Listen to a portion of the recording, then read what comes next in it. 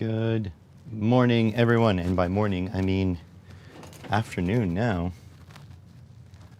Something feels different here. Feels like this is the wrong color temperature. Are all my lights on? Yes. Feels weird. Anyways, hello, everyone. Good afternoon. I appreciate that some of you are used to my 8 a.m. Eastern Time streams. But I had to see if I could sleep in a little bit. And I didn't really, but I slept in a little bit. How's everyone doing? Hopefully everyone is good. We are going to make some videos today. Work on some videos at least.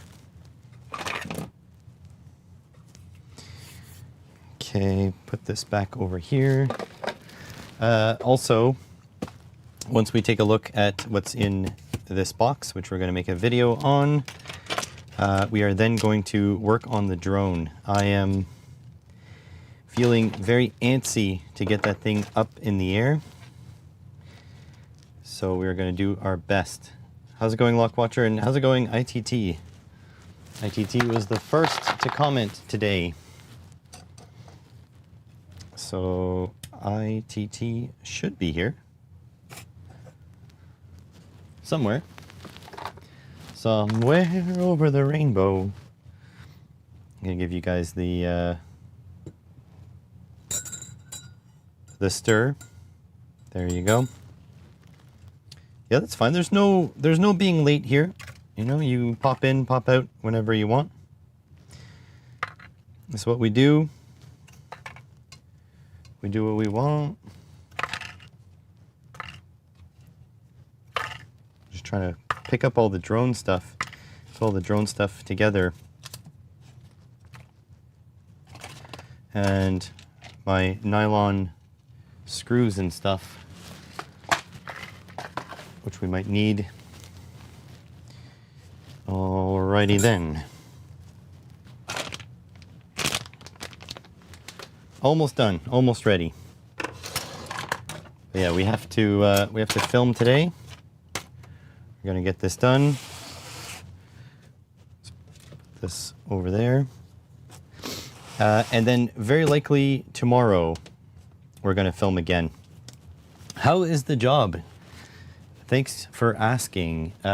Stressful, but they are very direct on what they want from me. So that part is good. I'm just trying to meet expectations. Meet and exceed expectations, essentially. So yeah. It's stressful in that sense. I am by far the least intelligent person in that building. Oh, turns out I spilled a little bit of coffee. So yeah, I'm the least intelligent person in that building. So I have a lot, that I need to make up for by work ethic. The team is incredible. We have a whole bunch of very secret, can't talk about it with anybody type projects. And there has been a, first test of that. No, this is not my team. This is the team that I share a floor with. They have been working on a top secret project. 2 weeks ago, they've had an unsuccessful test.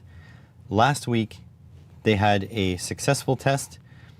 And next week, they are going for an even more successful test is the goal. So just to show you the iterations on, not my team, but the other teams, like just tell you how fast like the company moves. So yeah, and I have ordered my 2 first boards. Yeah, coffee strong zone. Yep.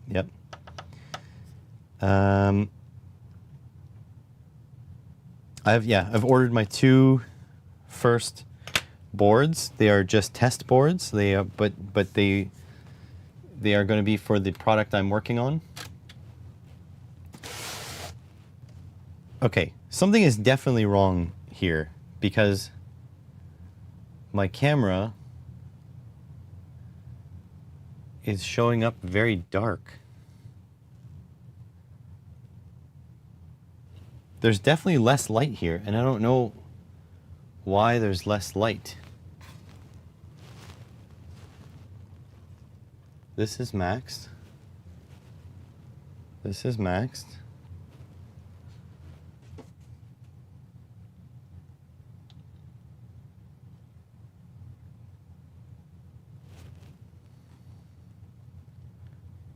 Oh, I am not in manual mode. I am in aperture priority. I think that's the problem. Manual mode.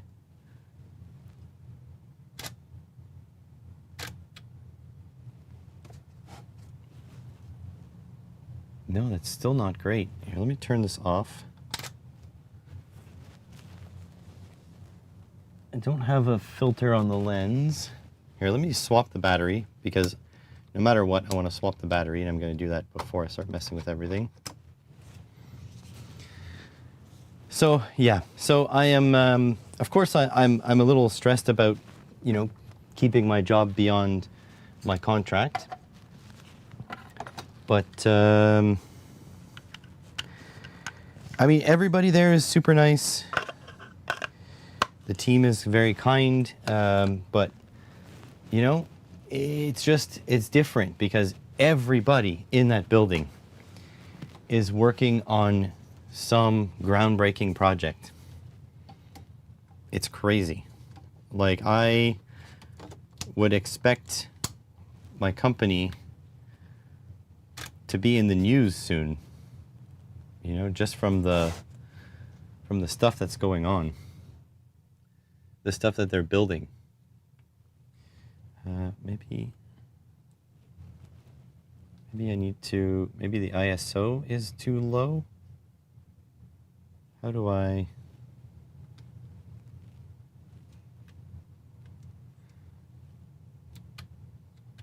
No, okay. Everything, I'm trying to, I guess I'm not explaining, but everything in the viewfinder of my camera to shoot video, not the live streaming camera, but everything is dark, as if there's not enough light here. And I have my studio lights just blasting. No, it's ISO 400. That's a good ISO. Oh, something just happened.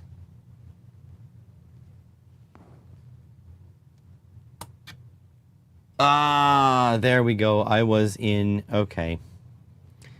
I was in live view photo mode. Now I'm in live view video mode. Okay, that makes a lot of sense. How's it going, Franco? I'm glad you're here. I didn't think you'd be here because of the weird schedule. All right, I'm just gonna grab the mics and we're gonna go for it because I don't want to explain what this is and then do it on camera after. So you guys are just gonna figure it out with me.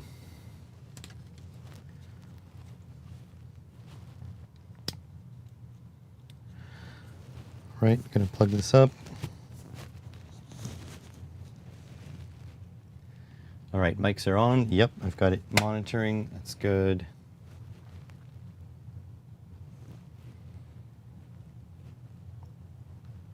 Hey everyone, ISDT have sent me this power supply to take a look at. I don't even know the model number. I mean, they did tell me what the model number was, but it was a little bit of a while ago. So let's take a look at it together. It's one of these bubble wrap packs. Definitely well packaged. There we go. Ooh, this is a heavy guy. So the MP305. Now this should be a compact AC DC power supply. But also has PD. That's interesting. ISDT, if you haven't heard of them, their stuff is a little bit more on the professional side. They're not really the sort of lowest common denominators that we usually see here on the channel. So I was happy to take a look at what they had to offer. So let's see here. So first of all, unboxing experience. The packaging is very tight, very nice. I mean, this is quite nice too. A little bit of a quick walk around. Here are the specs: 0 to 30 volts, 0 to 5 amps, 150 watts in 10 milliamp increments. I mean, or no, sorry, 1 milliamp increments. Maybe that's the accuracy. Don't know. Is there English? Oh, there is. There is English here. So what is it? Load regulation. There we go. Voltage, 0.01% plus 5 millivolts, or 0.1% current plus 10 milliamps. So we'll see if we like it or not.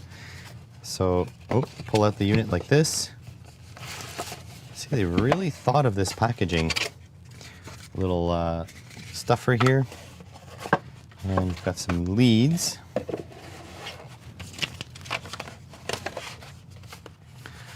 Take a look. Okay, so proper power cable, that's good for Canada here, so North American standard. It has the Mickey Mouse plug on one end, and it's got the standard NEMA whatever plug. There we go. It's got some leads. Okay. So it has a triple hole sort of like XT30. Yeah, it's made by Amass. So it's the same company that made the XT. It's called the MR30-M. It comes out to these banana plugs. Don't know if I'm going to like that, you know, having this hanging off the front of your power supply all the time. For the cables, they are silicon cables. Very nice. Got very strong alligator clip, and they finish in a barrel, 4mm banana and barrel. Okay, now for the pièce de résistance. This is a very small, very dense unit. It's got the gravity in it. You could probably club someone over the head with this. Not sure if that's a standard use case. You'd have to ask them. Oh. That is interesting. All right, so this is like a real brick. Be kindly to upgrade the firmware. We'll see. If I have to connect this to my phone or the internet, I don't think I'd want to, but we will find out. I would say if you need to stick this on, that's because you know you have firmware coming. You should probably just hold on selling these things until you have firmware ready. It's got a 1/4-20 jack on the back. This looks very very commercial, very like military feeling. It's got a nice little turn wheel there. Let's plug this in. Hope I don't get zapped. There we go, plugged in. And I'll have to set this up in some way that you guys can see. We're going to take this off. We are not going to update the firmware quite yet. Let's see if we can turn it on. Is that on? This on? Oh, here we go.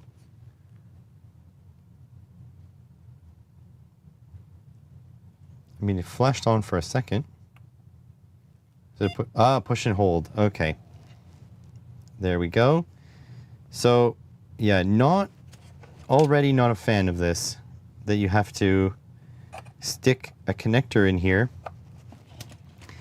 And then you've got this sticking out. I mean, the idea of this is that you want it compact, right?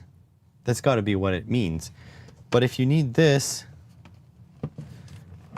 to interface your leads to it, that's not very compact, right? What do we have here?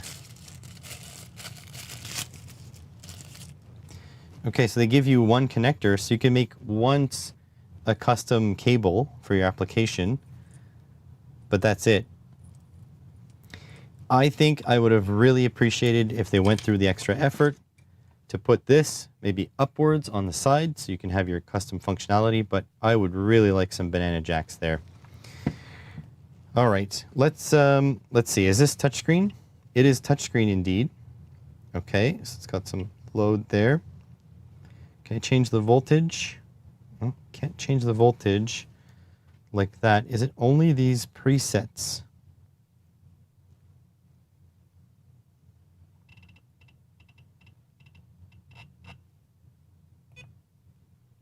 That's the output in on or off, I think.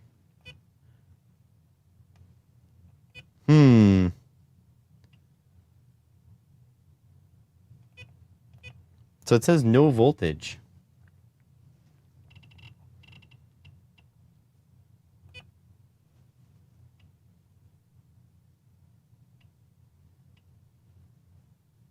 Is there another screen?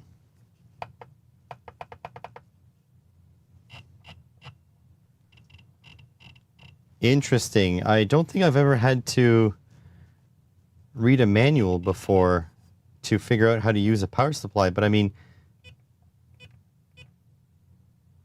if this is on, I've got no voltage. I guess I'm gonna have to mess with this a little bit.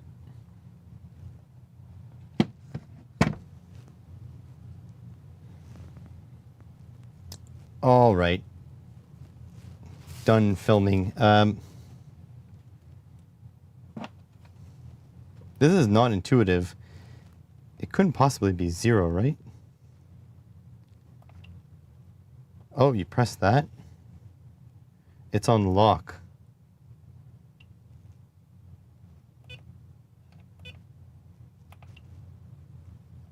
Oh no, it wasn't on lock.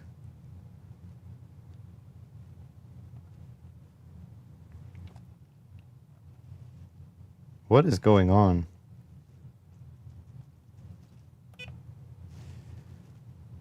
Okay.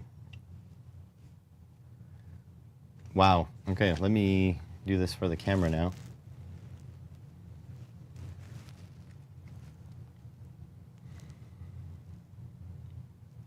Well, not super intuitive, but I did figure it out. I haven't looked through the instructions because there are none. It's just a quick start guide. So I'm just going to hit this red button here. Then there's a little screen which you can't access if the output is on. So it was on USB-C PD SRC. So that's to check USB PD through this USB-C cable here. What we wanted was regulated DC power. So here it is. If I press on, then I can see it now works. That was interesting. So VSET, we can go individually on this. We can change like this. Okay, you see it works now. So that's good. And we got our max current. Yeah, we can drop that. Maybe drop it here. 2 amps. What's this? Oh, you can put numbers in if you want. Okay. That's interesting. Okay, you can save, you can load, reset your timer. And now it should be on. So let's see what happens if we short our cables. So here's positive, oops, negative, positive. We're going to turn that off. We're going to short them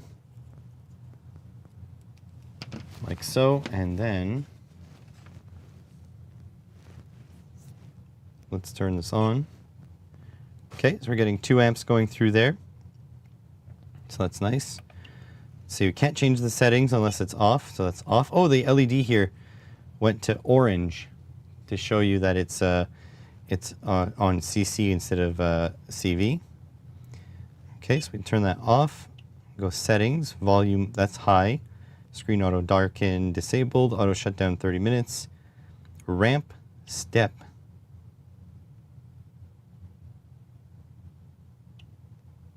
Not sure what that means. USB line drop. Don't know what that means. OCP delay, overcurrent protection delay. Interesting. Put it as, hey, can put that as fast as we want. 50 milliseconds is as fast as it goes. Web link and Bluetooth. Okay, well, let's wire this up for a test, and we're going to give it a shot.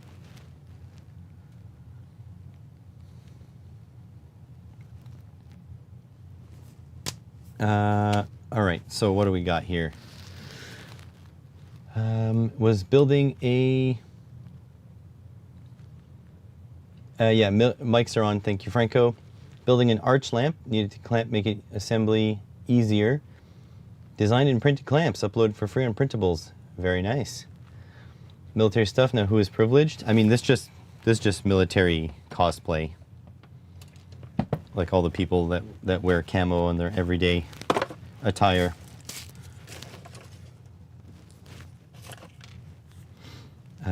And good day, Jackie. USB ports are a waste of space. 3 power connects out of the side would be better. Yeah, not a fan of this. Not a fan of the umbilical here. If I need this, then that means it's not optional. That means your design is not great. Right? If you had a very specific need, and then you can hook up this AMAS connector, then okay. But yeah, this is weird. Let's go look on the website actually before we set this up. Plus I can have a couple sips of coffee. Oh, let me sit down. Yeah, military cosplay.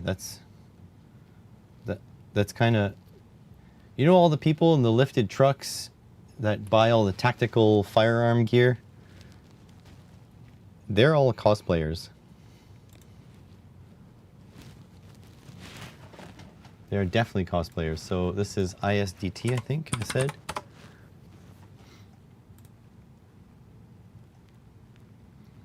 All right. So what do we got? This guy. MP305B. So linear regulated. Okay. Ultra small. Yeah, but it's ultra small. If you have to include the dongle, though, is not really ultra small. Color touchscreen, compact universal battery charger. Now that part is nice. The battery charger.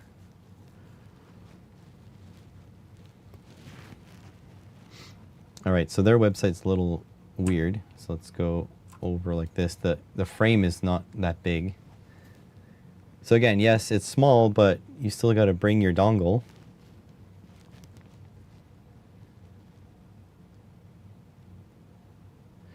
Oh yeah, there's a version with a lithium-ion battery, which this one doesn't have.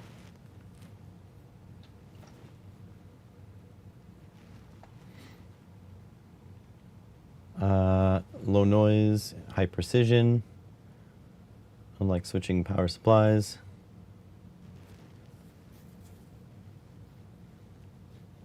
Yeah, we have military surplus here too. But like, yeah, all those people that they post tough on Twitter, but then would be nowhere to be seen if anything would ever happen. All cosplayers. Hang on a sec, gonna take a sip of coffee.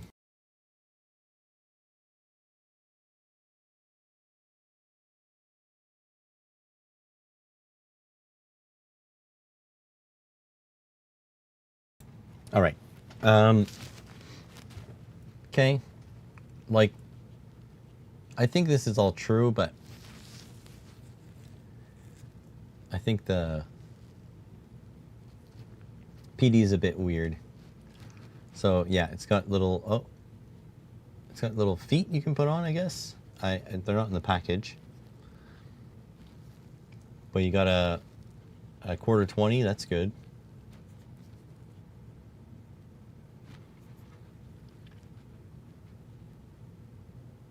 So you get the power supply, manual, banana plug to wire adapter, alligator clips with wires, USB-C to USB-C with eMark chip, 2 MR30 connector parts, only got 1-year warranty, and friendly customer service. So there's not really much on the website. But like, this is a little bit disappointing to me. Because this is so stiff that like there's no, oh, and now I'm moving this. Change settings now.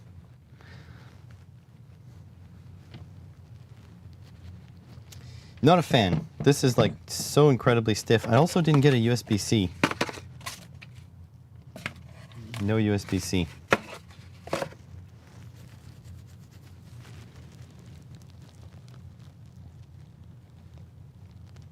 This version doesn't have the battery in it. So now, precision testing.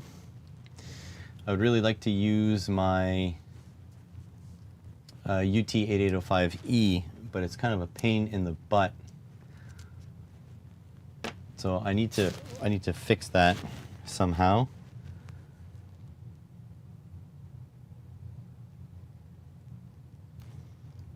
I guess you can drop a drone in the sky with microwaves and a directional cone. You could, but I think the counter to that is the fiber optics now. So I don't think you can quite do that reliably anymore.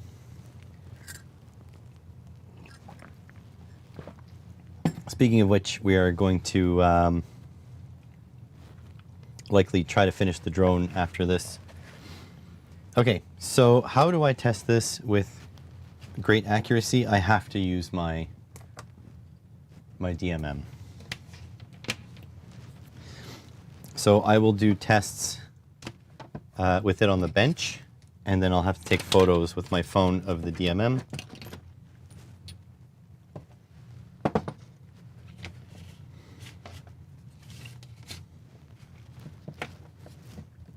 There we go.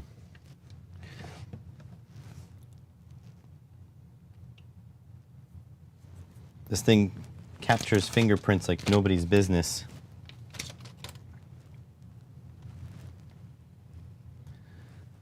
Okay, grab this to focus on. Let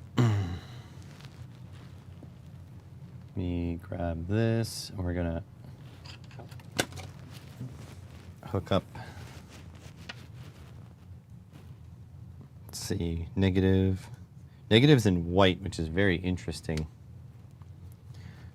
Positive. This will go up to 8805.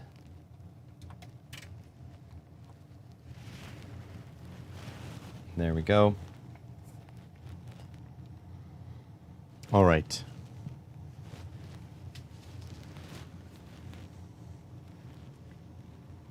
Get ready to take pictures.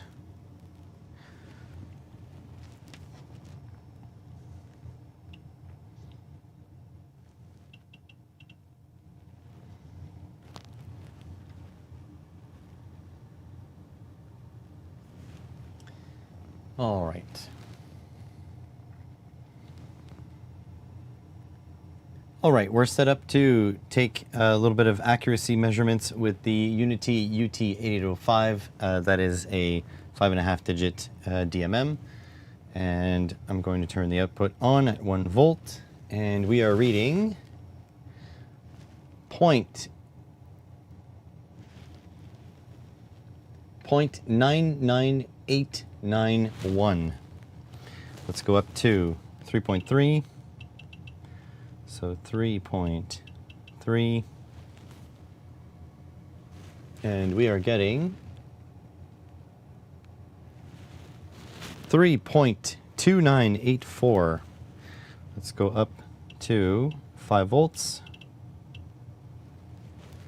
And we are reading 4.9985. Going up to 12 volts, we are reading 11.9967. Going up to 24 volts, we are reading 23.997. And going up to its full max, 30 volts, we are reading 29.996. So very, very close to the same reading, so that's pretty good. But that is without load, so let's hook it up with a load now.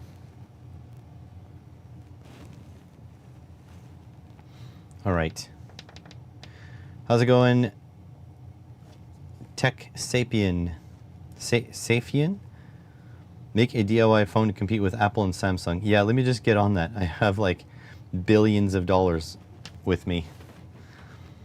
That's, I think you're dreaming, my friend. Those, the coffee budget at Apple is more than I make in a year. Their like daily coffee budget is more than I make in a year. So, not quite realistic, if you ask me.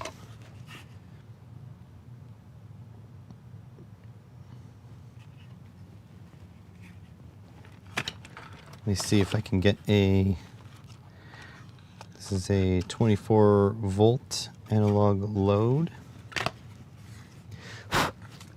Need some light bulbs for this.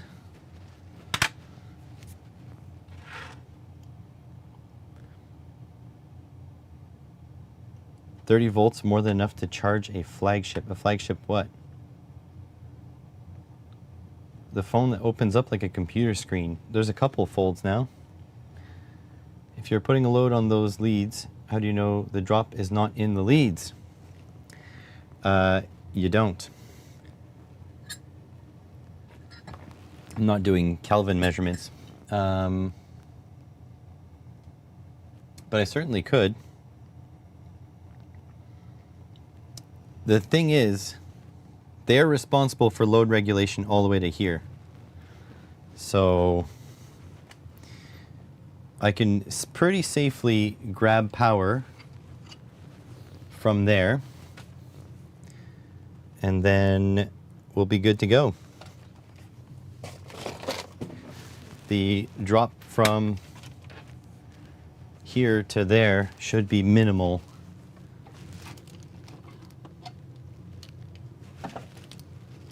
Let's see, what is this? That is not the right adapter.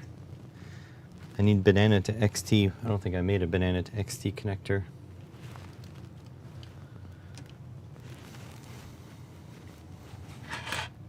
So essentially, I'm going to tie up right here. Try putting toys on overvoltage with that PSU. I'm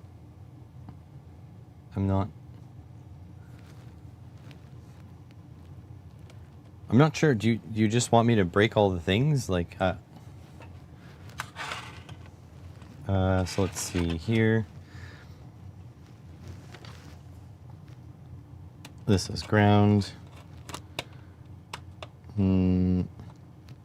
It's gonna just about work. And then here, I have to make sure they don't touch each other. Oh boy, like that.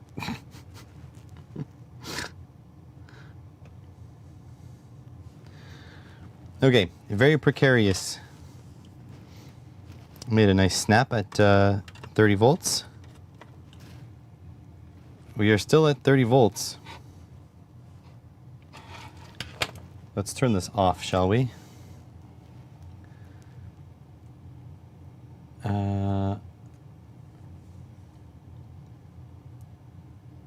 Do I have a new toy? Well, this is a new device being sent in for review, yeah.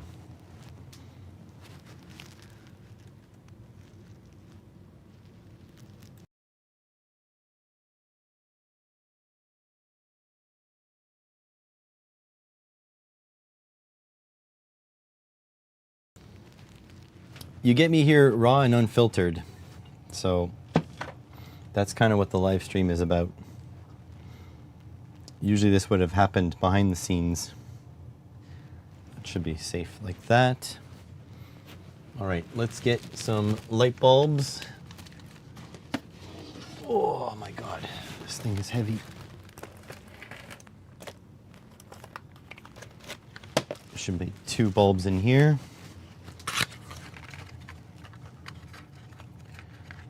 We are gonna open it up after.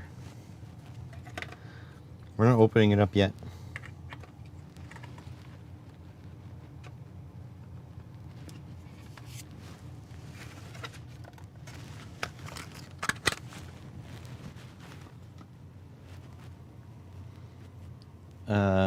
Since you're building a power supply, very good. Very nice project, designing power supply. In my new work, I am designing something as well, but it's not a power supply. Or maybe it is. Can't really talk about what I'm designing. Top secret, company secrets.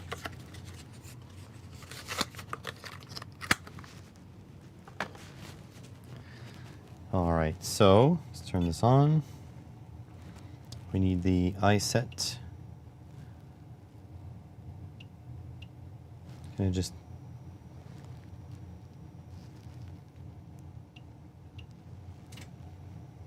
There we go. Can I just... There.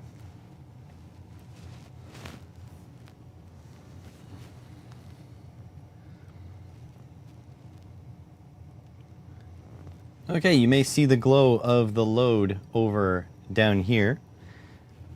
So now we have a pretty heavy load for this 30 volts. We have 3.34 amps, and we are regulating at 29.954. And if we can... I'd like to drop this. Here we go. So 24 volts, 23.958, 12 volts, 11.9716, 5 volts, 4.9832, at 3.3 volts, 3.284 volts, and then finally down at just 1 volt, 0.99115. So it does a decent job of regulating voltage, considering it has to do it inside of this length of wire here. There is no Kelvin compensation as far as I can tell, since this plug is only 3 wires.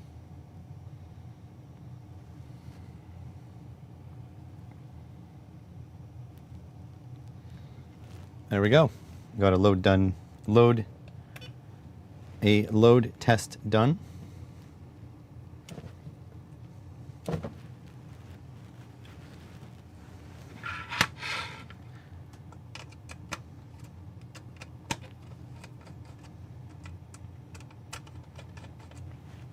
Like so.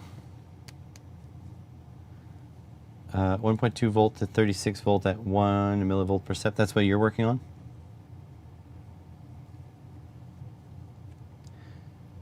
Skeptical of heat dissipation? Well, it's got a big fan, plus it's heavy. So I presume that a lot of this inside is heatsink. All right, don't need that anymore.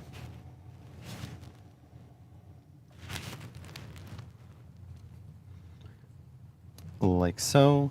I can unplug these like so.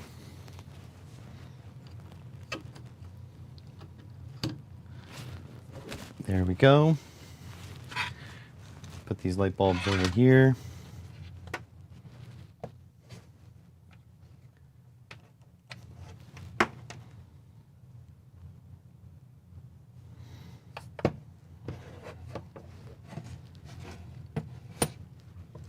Looks like plastic. This is all aluminum. this is plastic, top and bottom. But look, there's a big fan there. Don't really see an intake. Oh, there. Intake through here. Exhaust through here.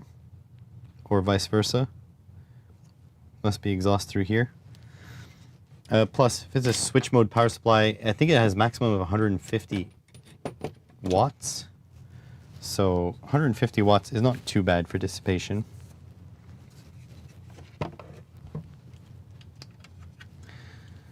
Let's see if this is what it is. Nope. Y'all really know what it is. There we go.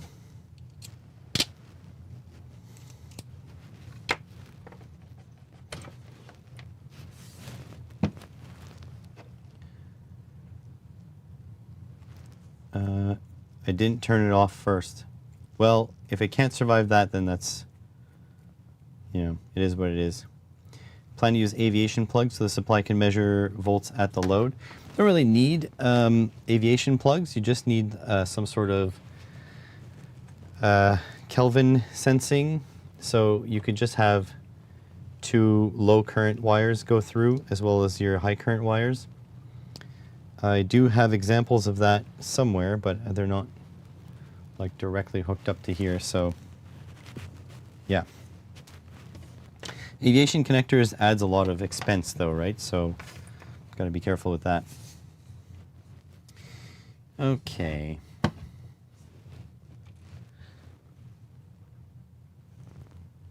So let's tear this thing apart and see what it's made of.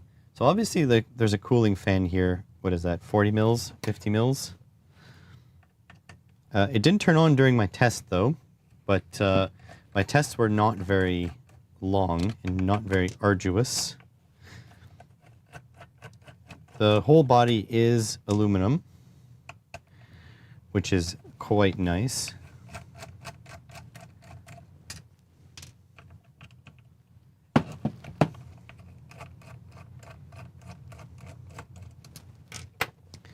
Pull this apart, see what we got. Maybe another screw behind here. Nope. Oh, it's clipped.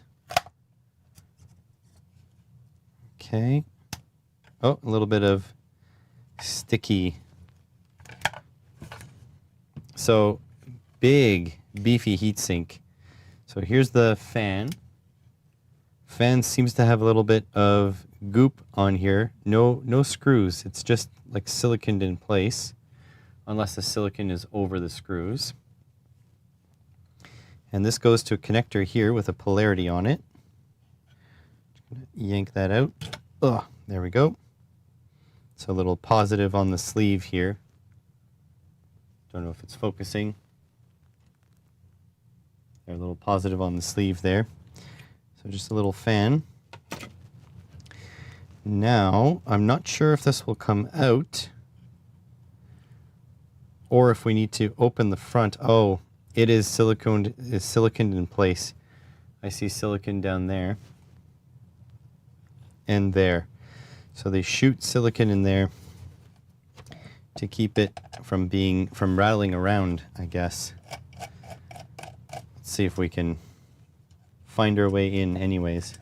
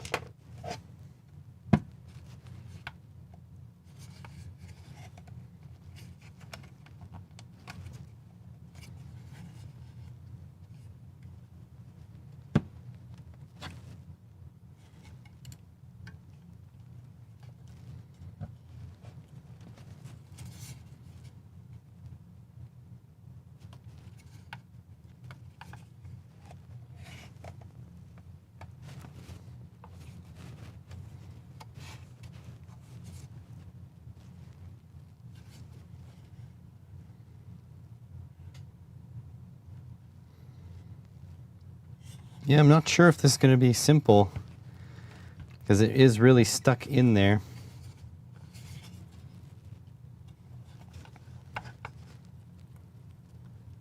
Ooh, I feel some rending in there.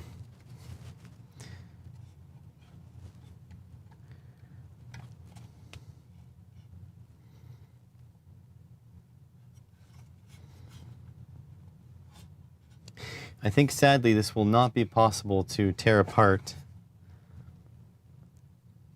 without maybe damaging something.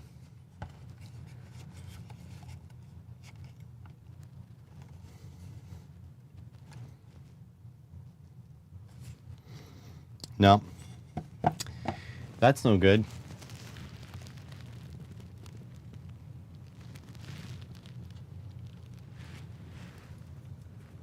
All right.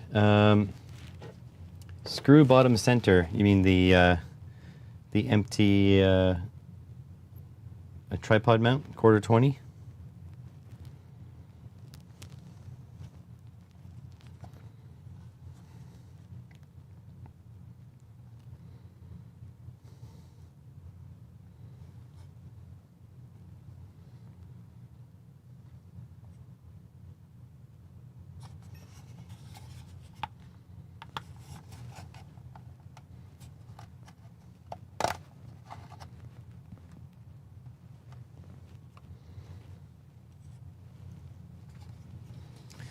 Start assembling your arch lamp. Nice 3D project. You may want to make one. I've seen the arch lamp projects. I don't have anything that has like a nice span for it. You know what I mean? You kind of need it to go from one end to the other. This side has junk on it, and this side has junk on it.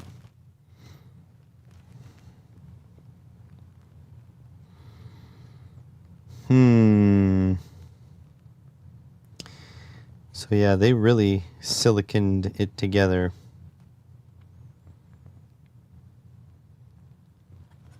And the other thing is I don't have anything to press against. Really wish like this would just unclip.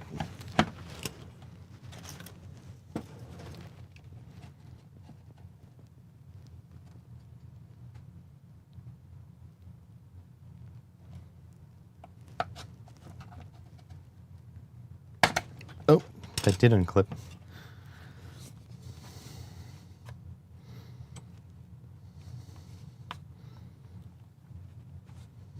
There's another clip up here.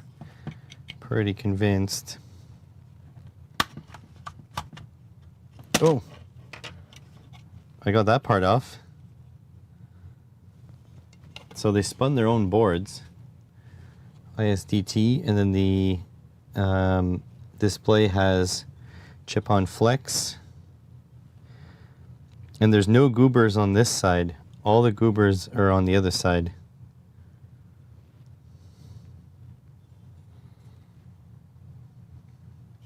This is very fragile though.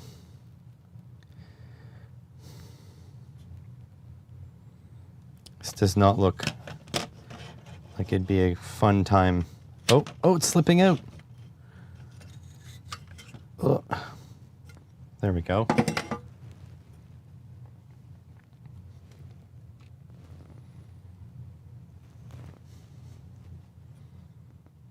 All right, with a little bit of determination, I managed to get it out.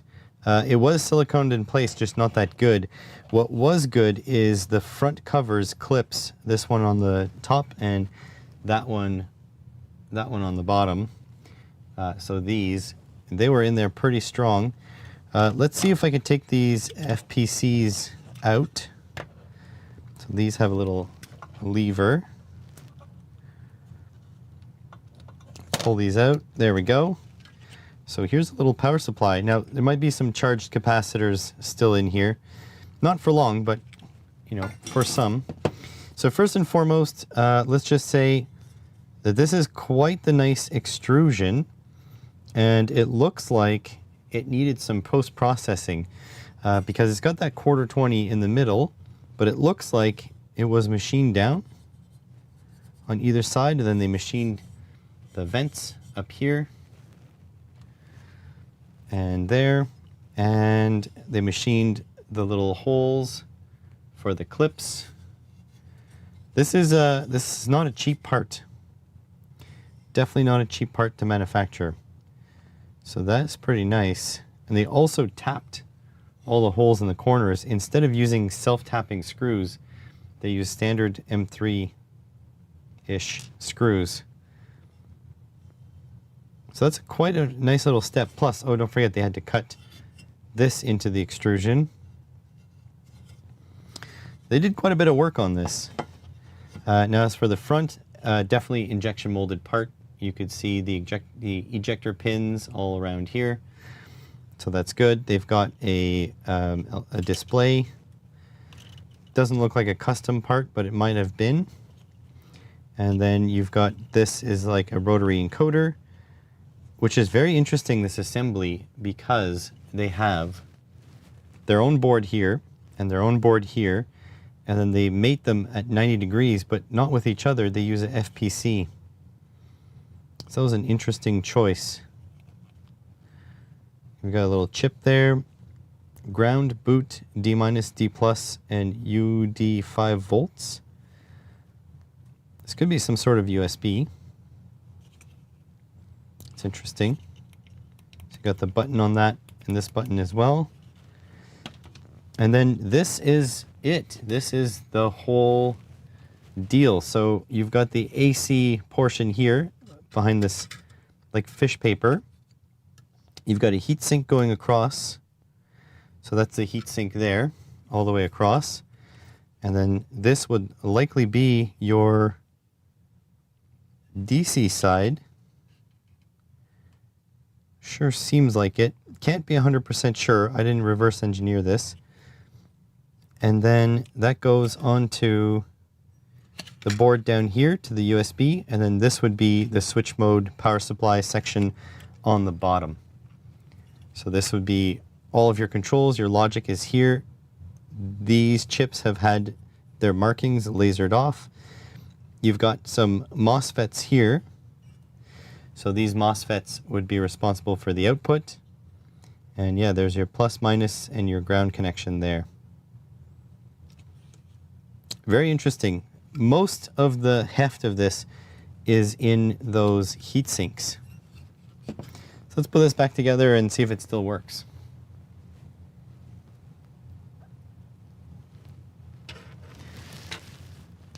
Did the PCB, did the front panel act as the PCB locking catch? No, it was holding it back.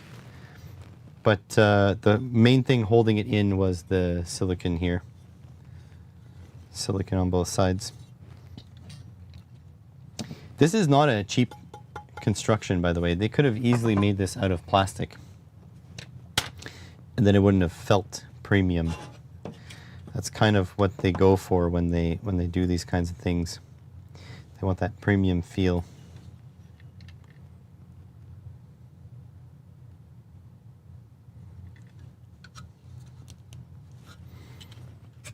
Okay, so let's see if we can put this back together now.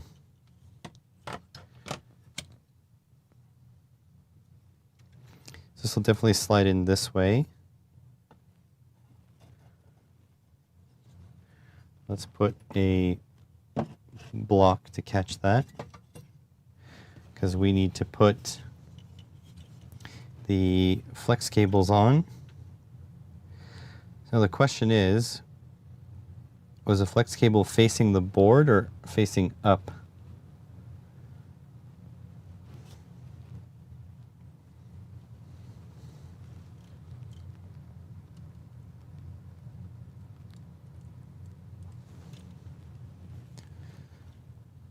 Here we go. Let's put the latch up. Latch is up.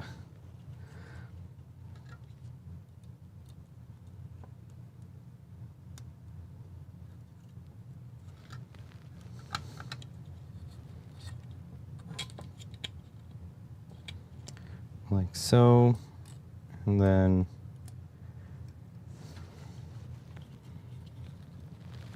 like so.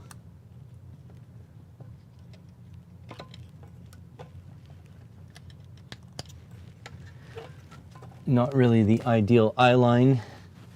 Oh yeah, I missed my shot there.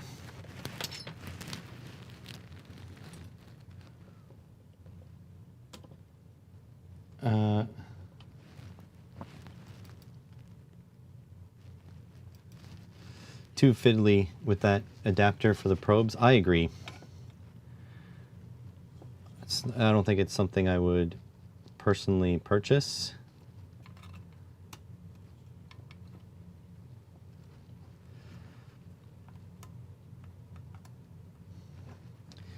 I have a feeling the flex cable is upside down. Because some of these connectors, they have the pins on the top, some of them have the pins on the bottom. And some of them have the pins on both sides.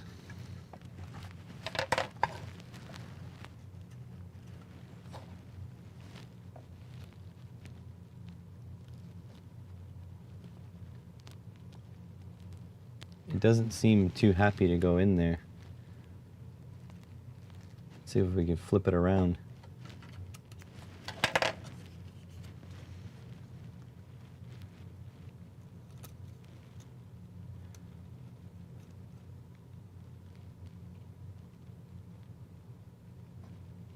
I mean, this makes the most sense to me,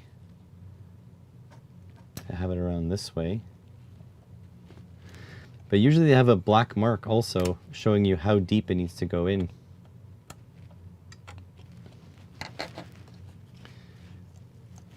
Go, and then this would sit this way. I mean, that looks logical.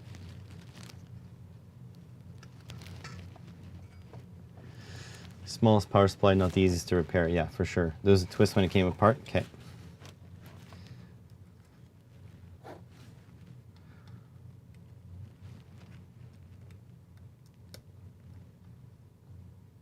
I mean, logically, this one should be upside down as well.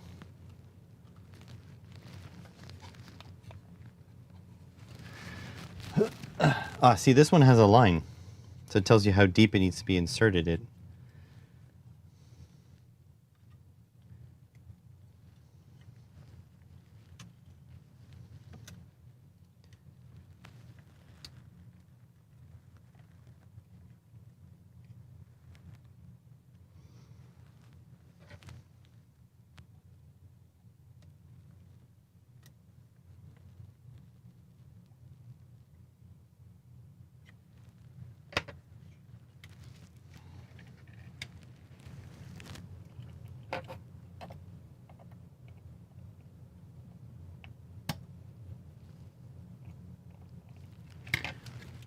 There we go.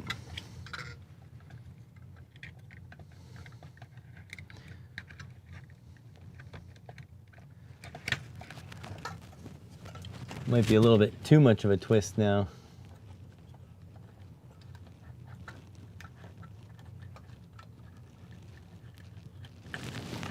Whatever, let's try it.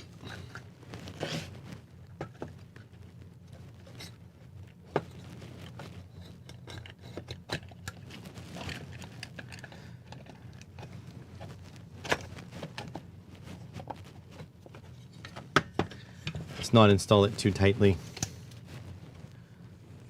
Oh yeah, and we still need to hook our fan. Oh.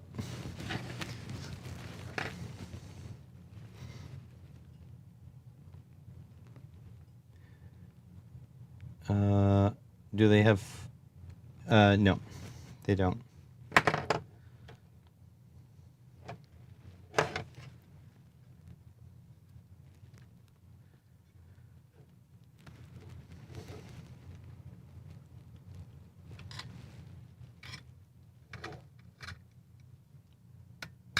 There we go.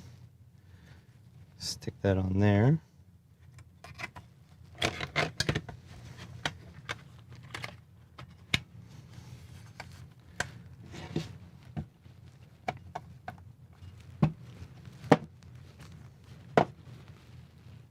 And zoom out a little bit.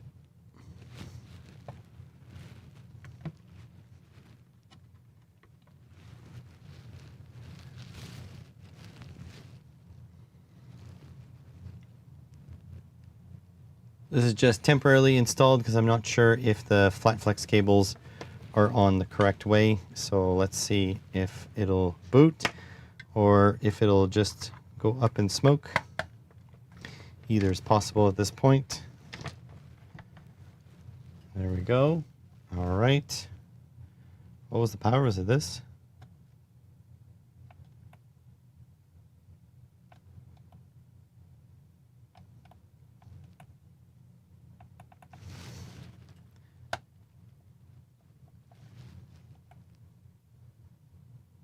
Seems like they might be upside down.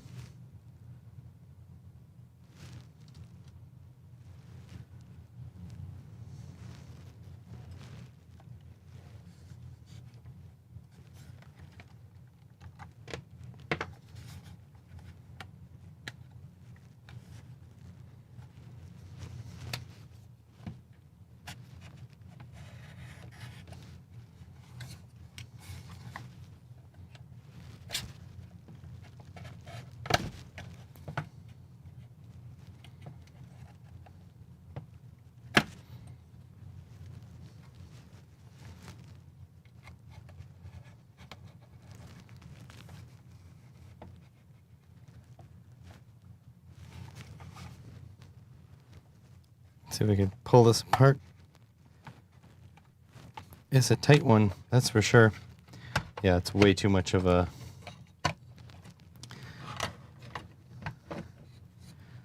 Let's take this off. Ow. I have cut myself there. Yep. Cut myself on the sharp edge of the aluminum. Okay. Yeah, I am bending the crap out of this.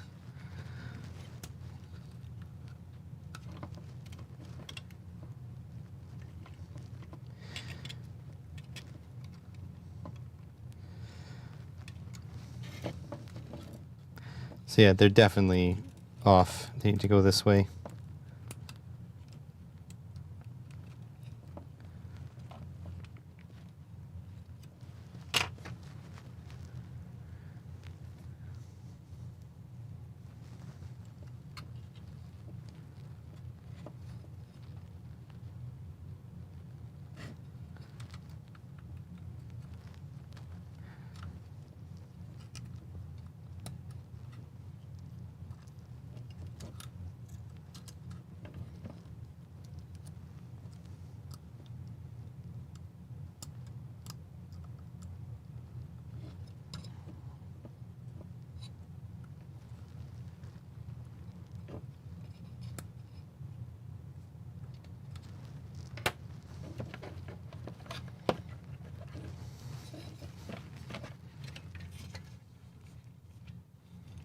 That feels a lot better.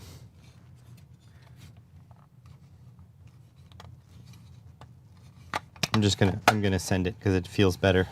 If it's broken, it's broken.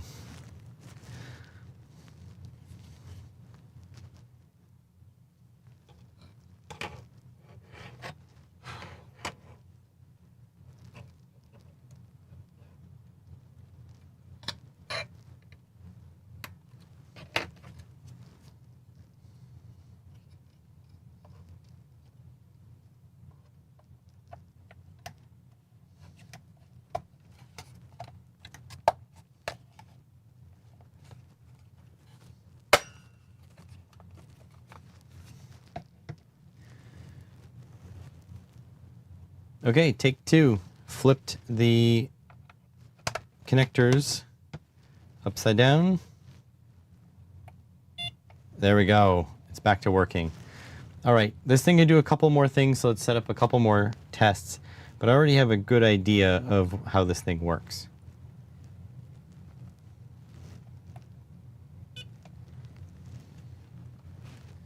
Alrighty, so let's get started. I do wish there was like an instruction manual so I could see how much I could abuse it.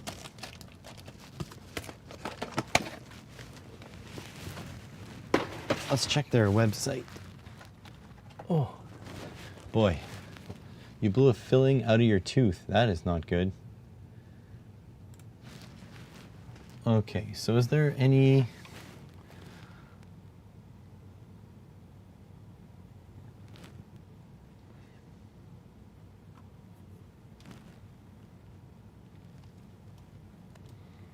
Is there any, like, documentation? Product manual?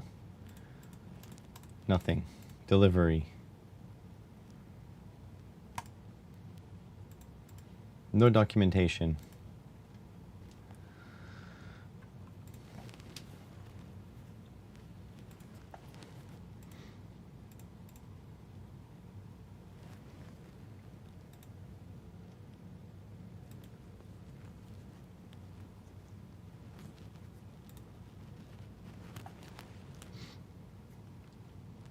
Well, how's it going, Gerald? Man, just as you booted the supply, nice. Welcome, welcome, Gerald. I'm like tired. It feels like it's nighttime. It's 2 o'clock in the afternoon. There's no like documentation. So I guess I'm just YOLOing it. So it does charge batteries, which is nice. 7:08 p.m. there. Yeah, 2:08 p.m. here. By the way, if you want an update, I've been wearing my watch daily at work. And look at that. The clasp, it's all scuffed, which is fine. I don't really care because, you know, this is something I built. But, yeah, been wearing it. Their clasp is all being scuffed. So yeah, this thing won't stay pristine for a long time, but it still works. You know, and I assembled it. It's a little bit dirty. I need to clean it. But yeah, I've been wearing this. And this is my... Oh, excuse me. That was a big yawn. This is my anti-imposter syndrome token. Has it been working? Not as well as I would wish, but it is definitely working. So I guess we have to figure out like how to do the Type-C stuff. I have like Type-C devices, like testers, but they're kind of shit. So let's see how we can set up for that. But honestly, if it takes too long, I'm going to give up and I'm going to go work on the drone with you guys, obviously.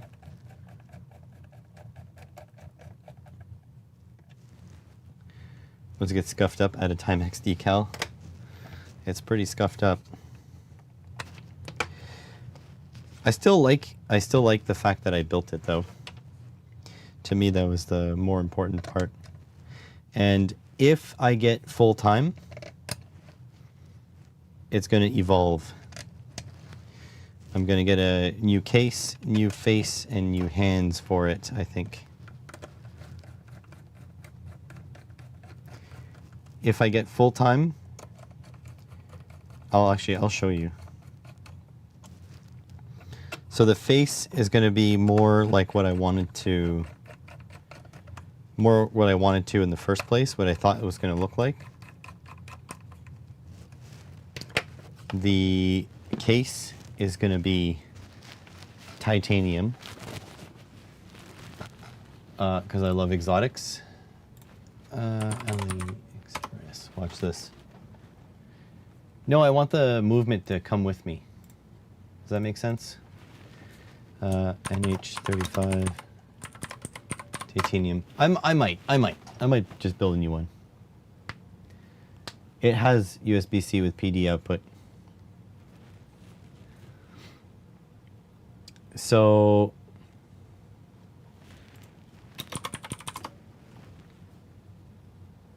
look at this. Yes, it's expensive, $300. So 131 for the strap and 168 for the case. But it's titanium, which is freaking cool. And then the carbon NH35 carbon dial.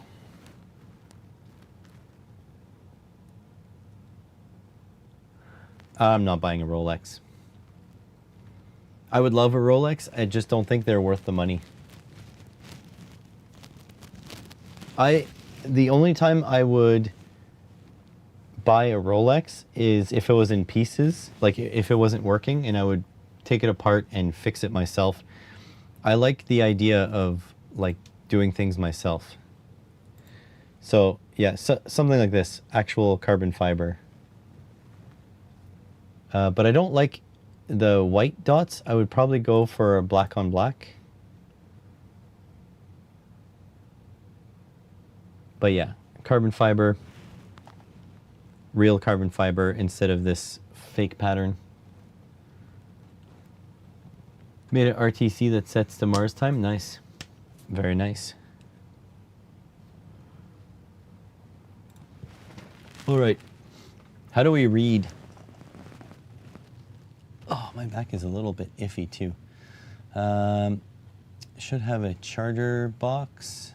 Yeah, this one.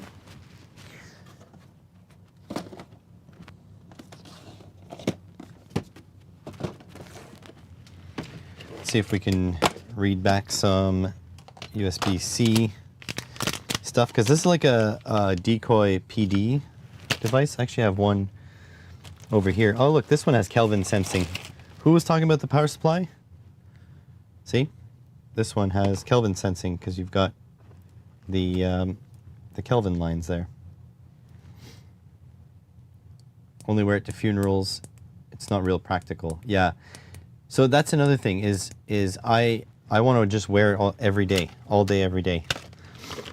So, and like in fact, I should probably recharge my my watch by wearing it, because I took it off last night.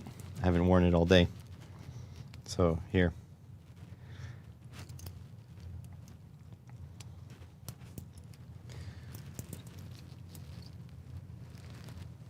There we go. Ta-da!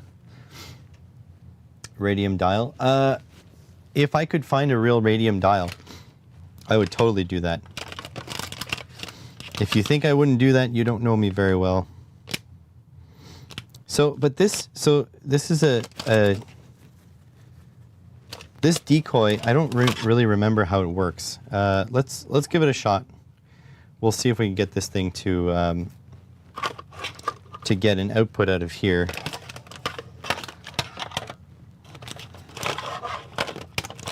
Should have a little.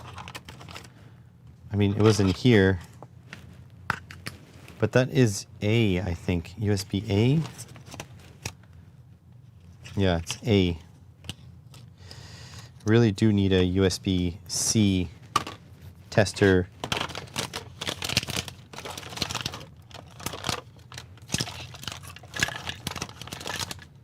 There's another Decoy board.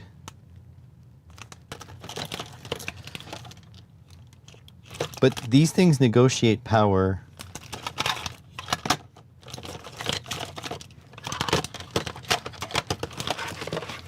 I need like an inline tester, essentially. Whatever. Let's see.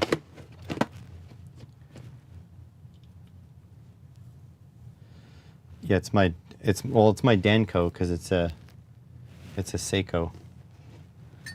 It's a Seiko movement. Let me.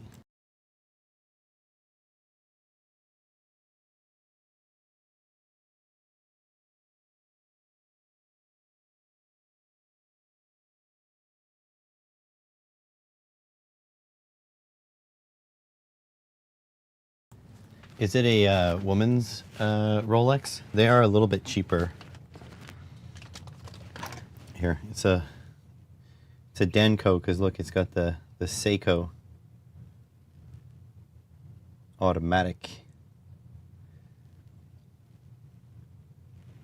I wish it didn't have white hands, but I thought they were silver. It is what it is. Hard to tell when they photograph something on a white background on AliExpress. It's really hard to tell the difference between silver and white. Here, one of these should be, one of these cables should be like the big time power cable. This guy? Yeah, 240 watt cable. This one here. So let's see if we can actually get this to work.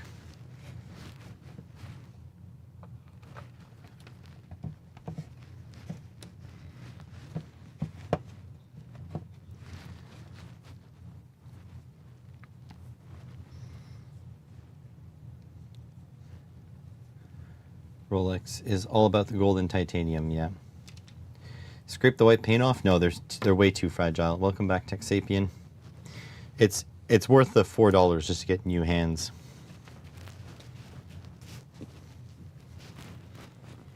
All right, so let's turn this on. First, let's see what happens on this. Would really like a bunch of croc clips, I guess. Whoop. See, this is like it's unwieldy. My situation's a bit different where I like it pointing straight up in the air, but still. Maybe I could just shove these in here. Up the clacker.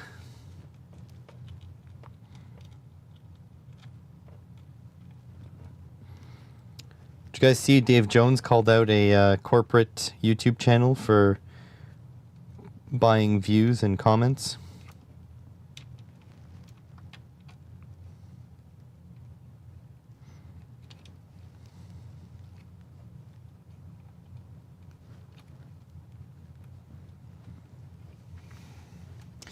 All right, let's hope that doesn't short.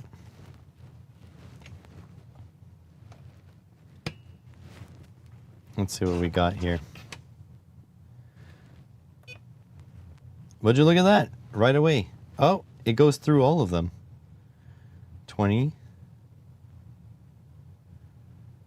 It just cycles through them. 15, 20. That's weird.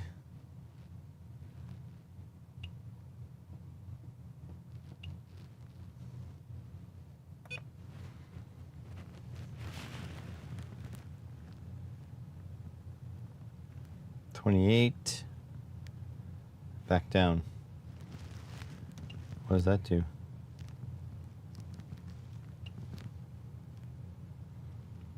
Look at that.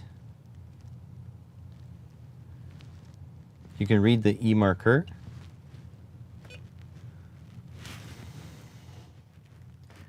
Huh.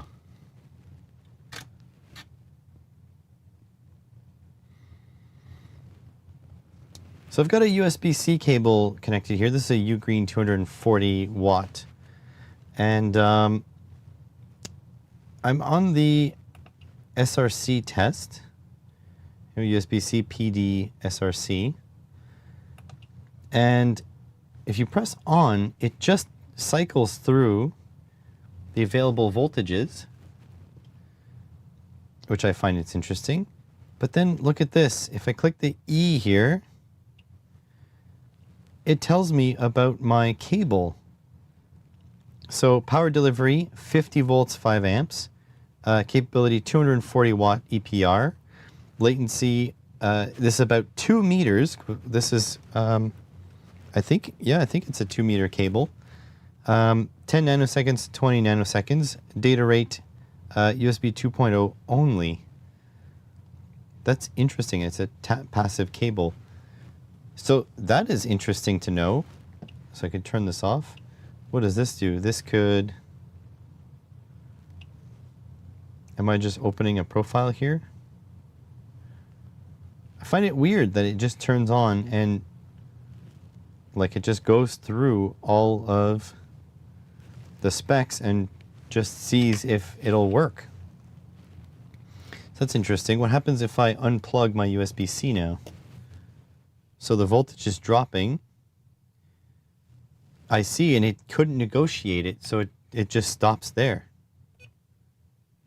So because I have this PD decoy, it just accepts all of the negotiated rates.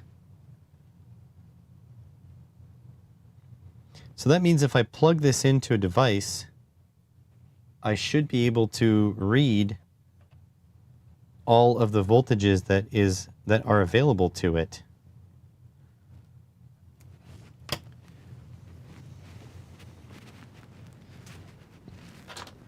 I'm hesitant to plug my actual phone into this, so I'm going to plug my old phone.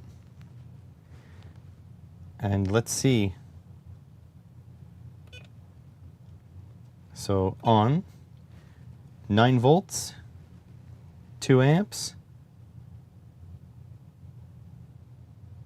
8 volts, 1 amp. I'm not sure what it's doing. So it knows my cable.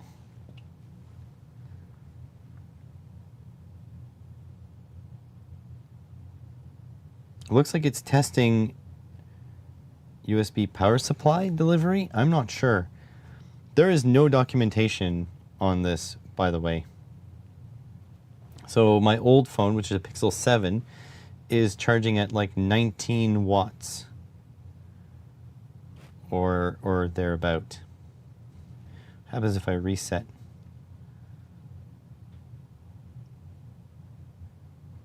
Yeah, it's renegotiating and then it's charging. Not 100% sure what to make of that, but that's interesting nonetheless.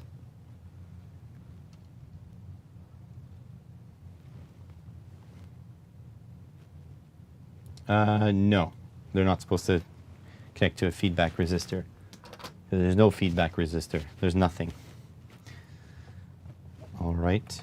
What else does this thing do? So charger. Okay, so we can connect this to like a lithium battery, because I definitely do have a lithium battery.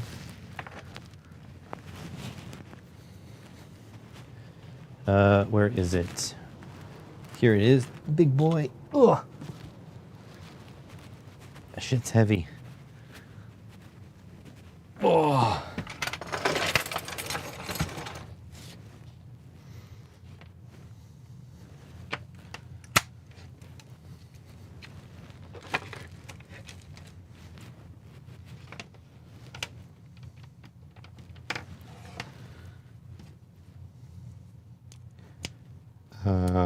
Negative, positive. I'm going to connect this directly to the battery.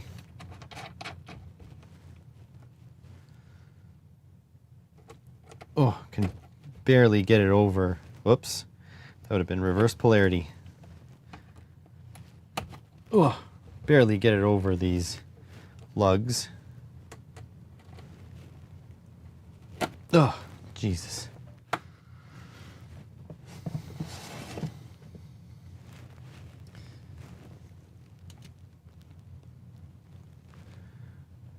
This thing can supposedly charge batteries as well. So I've got my Litime 12.8 volts, 100 amp hour battery there.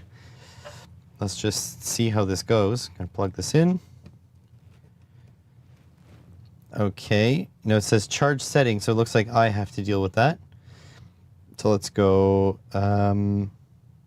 this is LIFEPO4, condition. I have no idea what to select here. Cells, there are 4 cells, so it's 12 volts. Current, 1 amp. Last data, no data. Start. So it is trying to go at 13.38 volts. And it's going to put it on a charge. Right now it's at 13 watts. Not sure why it's 1 amp. Is this adjustable? I don't know if that's adjustable. This does nothing. It's on constant current. So I don't know if it has a profile that it is following and attempting to set. Again, no documentation for this. Let's go back in here. Nope.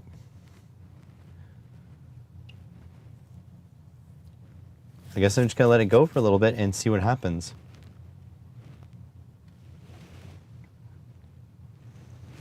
I have no idea what it's doing. Try connecting thin leads. What? Why? It's this is a single connection.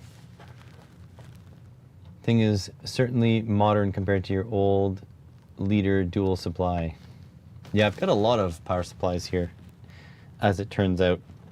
Seems to be something that companies are more than happy to show off. So, yeah.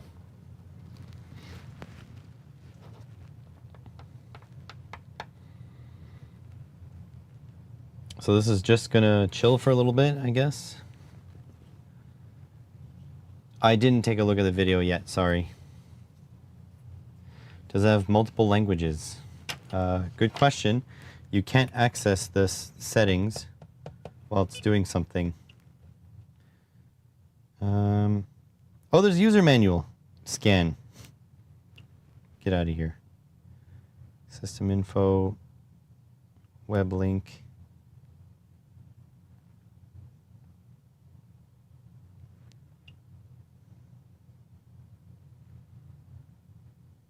Last data. So I don't know why it's just charging at 1 amp. Like, this is a 100 amp hour battery. Anyways, we're gonna let that go for a little bit. We can check the link now. Let me see here. Oh, my poor back. Oh boy.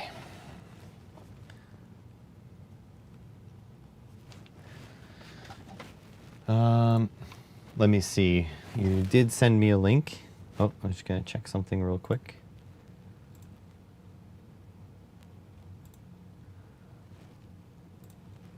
A friend of mine just went on a live stream. So the link is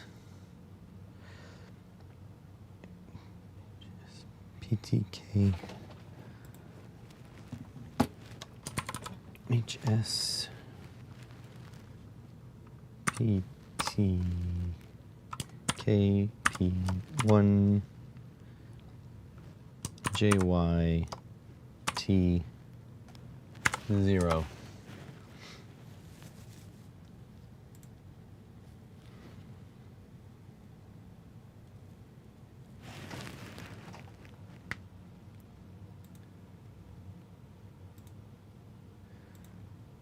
Okay. Okay, it has a nice arm.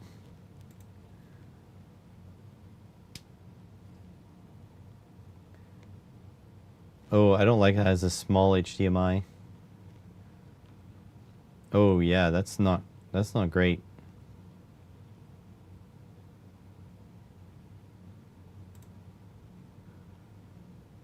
It's so bouncy.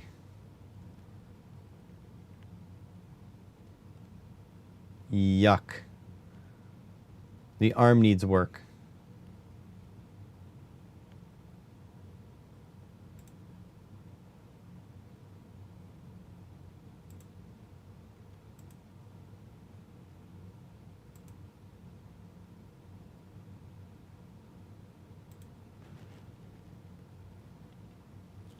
So yeah, I know you said that, so it has HDMI at the same time, which is nice. Don't get me wrong.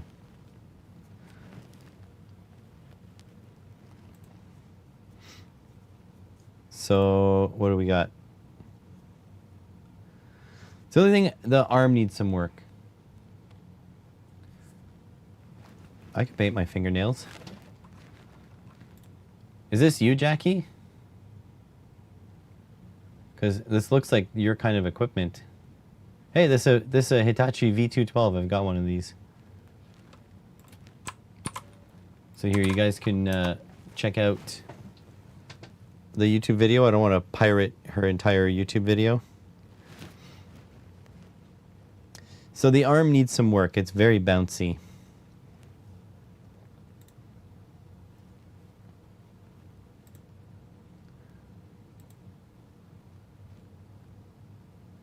Temu, huh?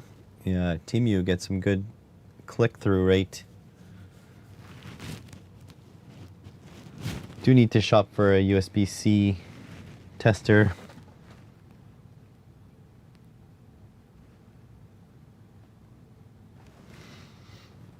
She does some great videos. Yeah, I can see. It looks pretty good. Where is she from? UK.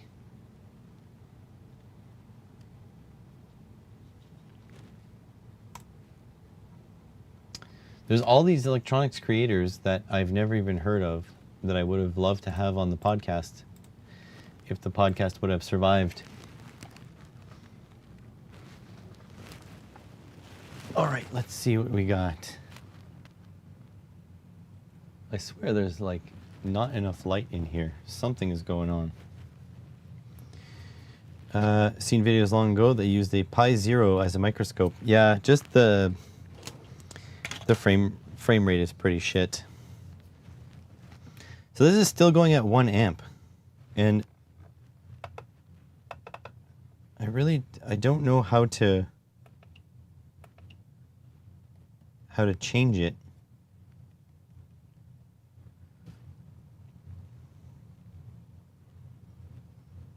Because if it just charges at 1 amp, I don't think that's very useful. Because we're charging at 13 watts. Not Jackie, you only watch Dan's electronic stream anymore. Oh well.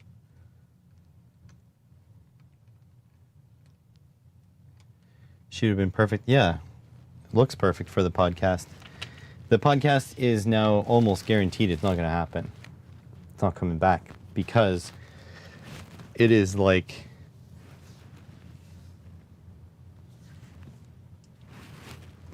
it's insane the amount of time that I spend at work. So I leave my house at about 10 to 7 in the morning, and I get home about 6:45 at night.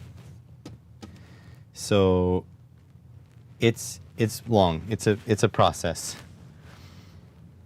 I work very hard because I want to make it work. I want to be successful, and I want that job full time.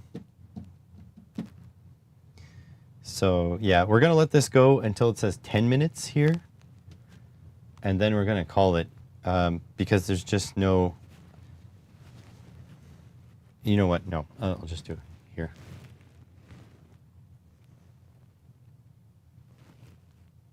So it's been 6.5 minutes. It's still at 1 amp.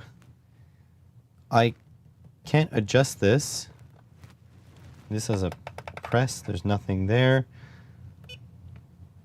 Oh, current. You had to go first. Wow, this is not a good interface. Can I go faster like this? Go up to 5 amps. So there we go. And now go. Go start. What does it do now? So it's slowly ramping up. Here's the 5 amps. So we're charging at 68 watts. I wouldn't call this a fast charger. I mean, even for RC vehicles, which it says on their website this is good for, 5 amps is not a lot. I mean, 68 watts, not a lot. I'm not sure really if this is like the best of any world. I'm not sure I could recommend this to anybody because it feels like every one of its features are clunky. So, yeah.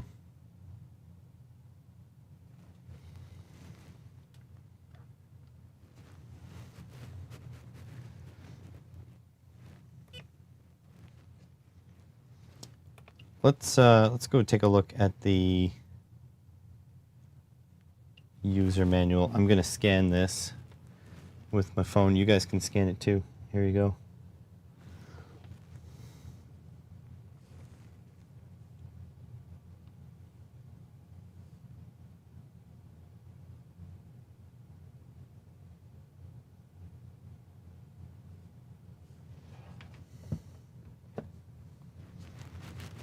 So the website is loading extremely slowly.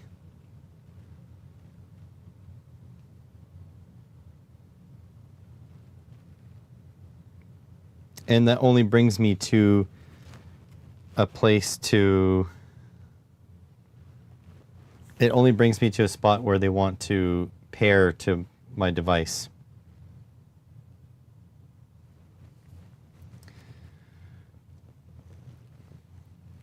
So in the settings, there is a QR code to scan to view the full user manual, but it only brings me to a site that wants to pair with this. And it seems to be only in Chinese. So there's no user manual for this. There's only that quick start guide. I think my conclusion is this thing has a lot of potential, but I think it's a little bit too clunky in all of the things it does.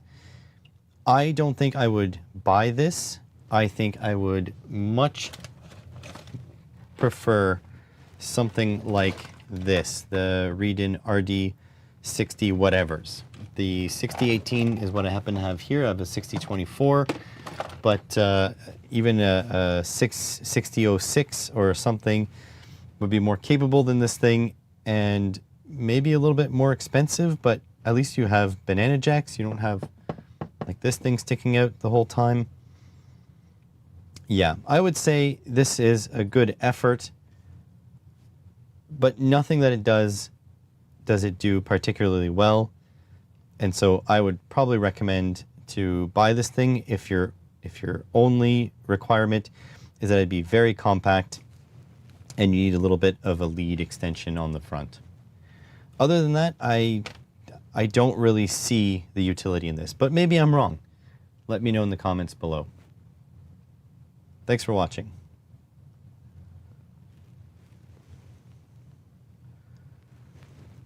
Yeah, I'm not a fan of this. ISDT is never sending me anything ever again. I'm not seeing it. Do you guys disagree with me? Am I being too hard on this thing? Is this thing like God's gift to the electronics industry?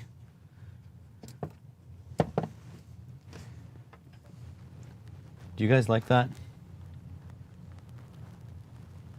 Can I bring stuff home for late night development? I have my work laptop with me at all times. So I have that at home. But I don't... I mean, I could bring hardware home, I guess. It's cute. It is cute. I have to agree. I just... Look, my job right now is to design hardware. Legitimately, I am a hardware designer at this point. And I want to be sure not to be so stuck in my ways that I spend, you know, $500,000 of development time building something that is just slightly bad at everything it does. You know what I mean? How's it going, Grogard Systems? Welcome to the stream. So, yeah, I'm just I think disappointed is the only thing I can say. Like, the build quality is nice. Like, everything is nice. It just, the implementation is bad. Like, embarrassingly so. Like, did nobody, like, test this?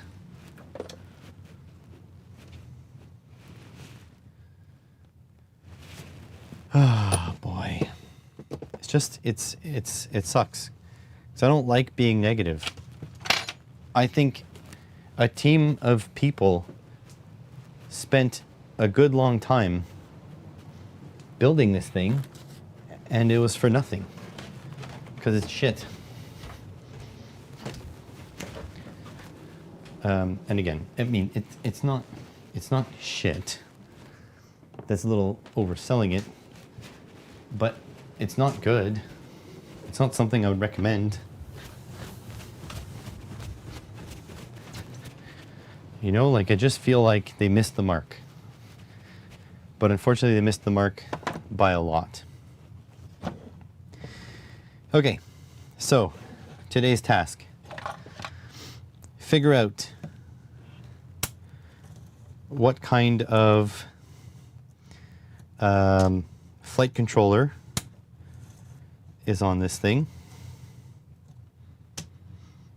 If it was on a shelf face level, be usable. Shelf face level, it would be usable, maybe. Yeah, the fact that you need instructions and there aren't any is a huge mistake. Yep.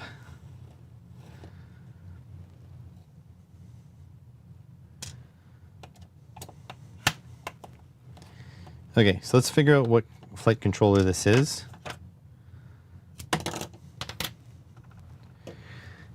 Because we need to know how to hook up our VTX, which is our video transmitter. And I'm also going to see if we can install some extensions. So here's some extensions for hooking up our video transmitter, because I think the ELRS receiver has to fit in here too.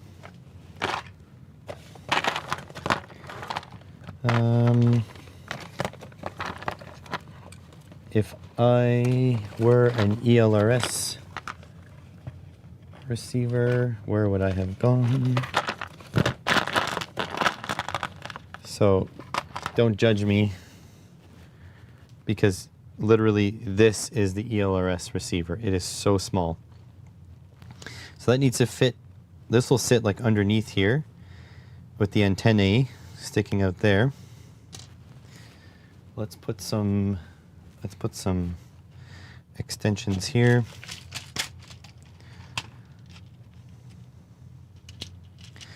So is this tall enough? That'll be plenty tall. I should be able to stuff the ELRS receiver underneath there. Drone as long-range LoRa tower. Could. You just want to point your microwave on it? Sure. Did I build that drone? Yes, I did indeed. I feel like I am more of a builder than a user of things. So I think I prefer the building process of a drone to the flying process of a drone. I enjoyed the hell out of building my Voron 3D printer, and I barely use it now. I use a Centauri Carbon. So there's kind of a thing where I just very much enjoy the building process.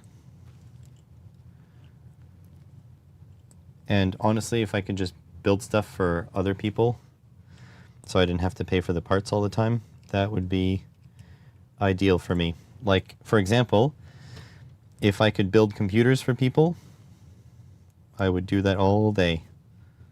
Like in my spare time. I still need to pay the bills. And building computers does not pay the bills. I will tell you that. Especially now, nobody's building computers now. With RAM being the price it is.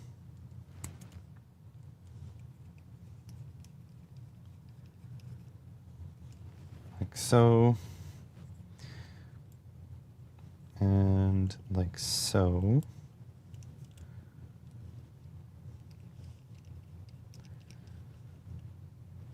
There we go. So that should fit onto here. Now I don't know if my screws will fit through. They will. Just barely. All right. So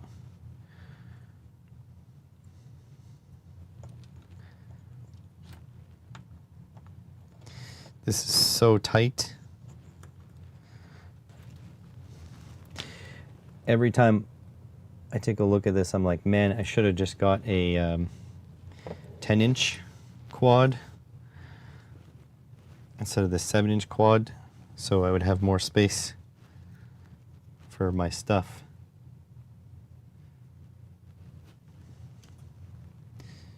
Other people, I'm not sure. Not sure what you mean there.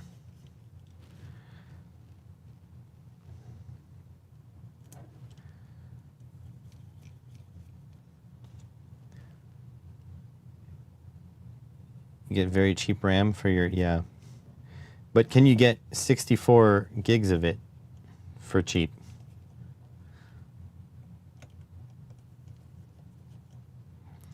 That is the big question here. The other thing I wanted to check is if I put Loctite on these fasteners. Because if I did not, then I'd probably want to put the feet on it. So, and also, does this all fit together now? Probably not. I might have to bend this over and come this way. Because now this is very, very tight.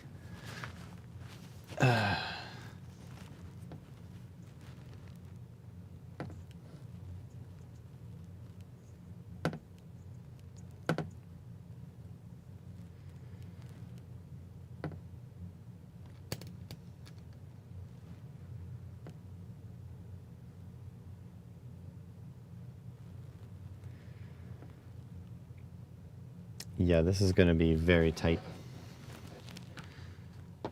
Okay, so let's figure out what board we have. So we have a STM32F405. We just need to figure out, there's like a fruit fly in here.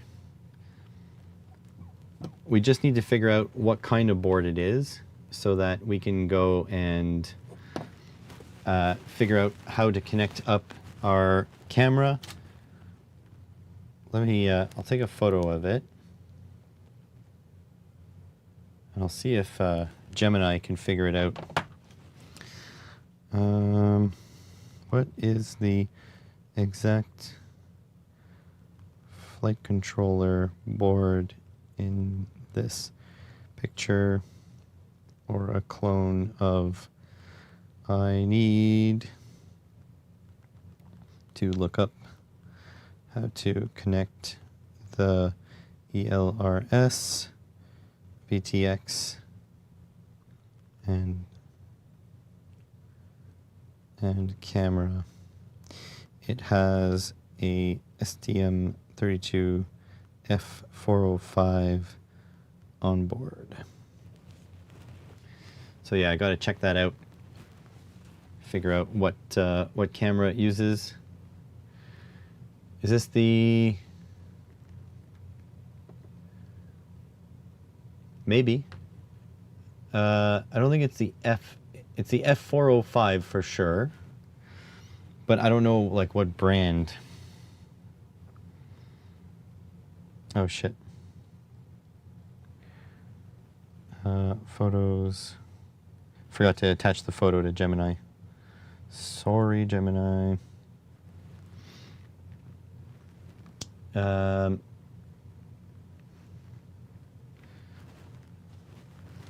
So it's some sort of, must be that one. The picture is matching 1-to-1. Okay, let's take a look. Are you Are you in the droning world? That looks like a AliExpress title that you gave me.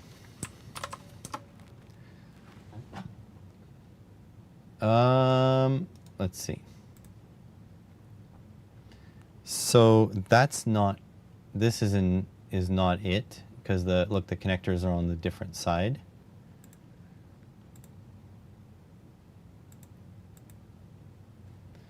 So it's definitely not that.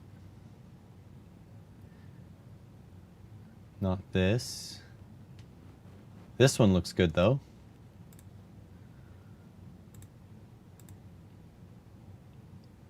Just looks like this one, F4 flight controller.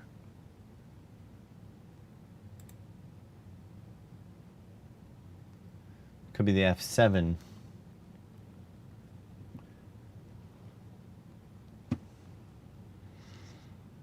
Looks like SpeedyBee F405.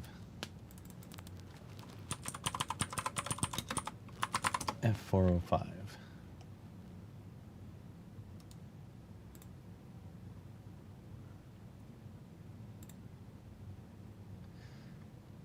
So that's definitely not it.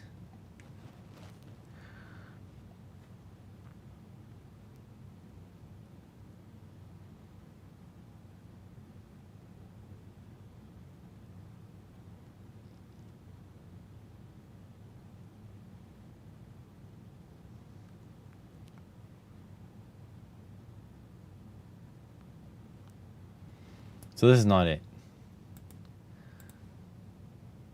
Definitely not it.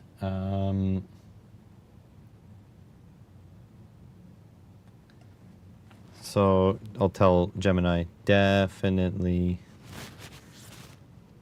not a SpeedyBee. They look very different.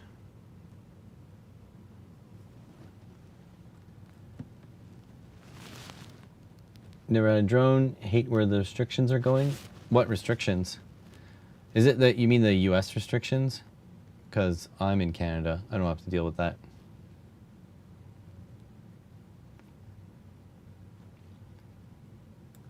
Let's just go F405.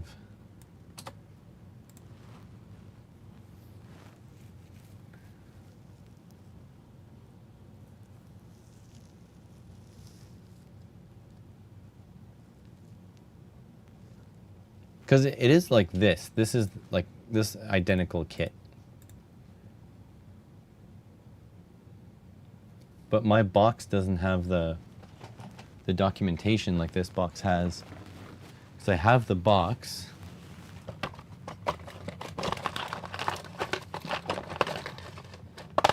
But it doesn't say anything on the box. But I may have thrown out the papers that were in the box.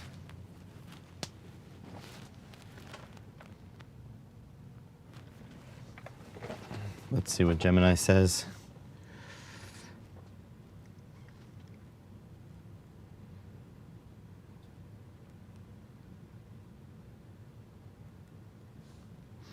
It's from AliExpress. Can you just match it visually?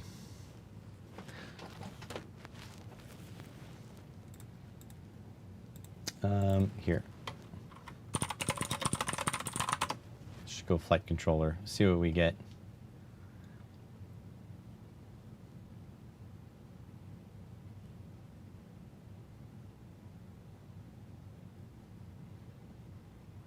That looks close.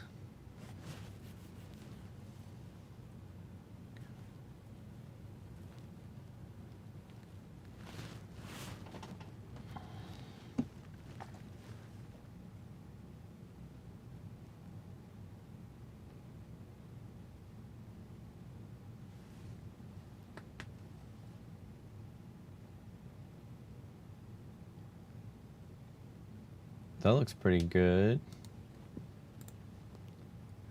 Let me see. What do we got? Just gonna grab the quad, bring it over to my desk here. So we have 3 white connectors. There's like literally nothing written on the silk screen. Google Lens found it, huh?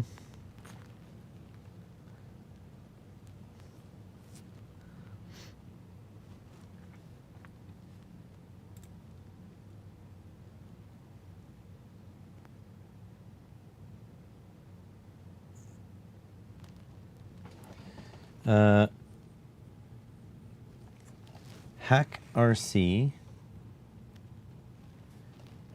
F405V2. F405V2. Let's see what that gives us. Speedy B.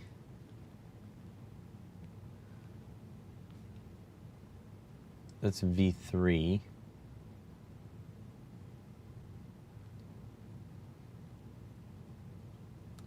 No, that's not it.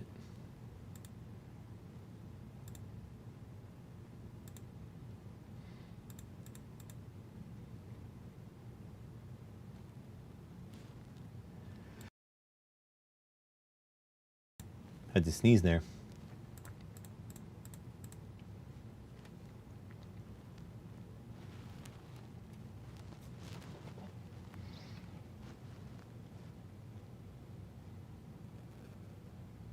It's like none of these.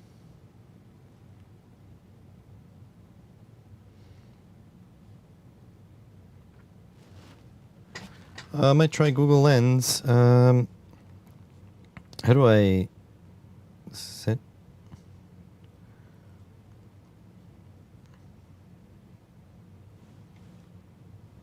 How do you?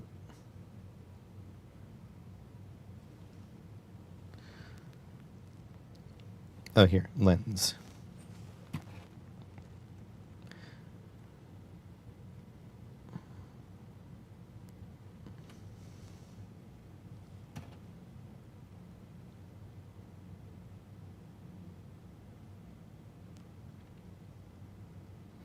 It says like F722 flight controller.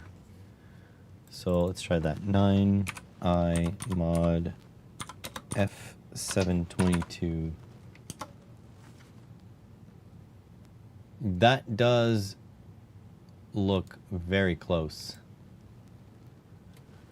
Let me see here. So the arrow in between those 2 connectors. And then we've got S1 bat ground, S1 bat ground, 12 volt ground cam, 12 volt close. This is a 3-pin connector up here. That is very, very close though.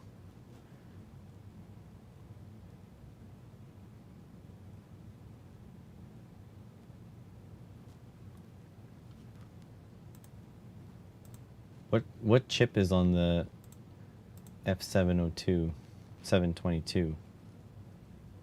Okay, it's an F722. Okay, so this is the, so I need, it's definitely F405 flight controller.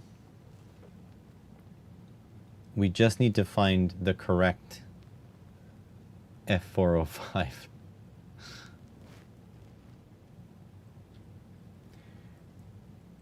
I mean, what do I need to trust you? Just put the item number. Put the item number in the chat. I don't remember how to find the item number though. Oh, here.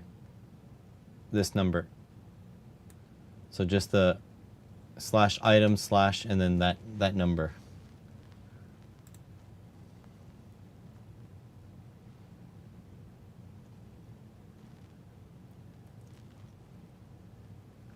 Oh, this is it here.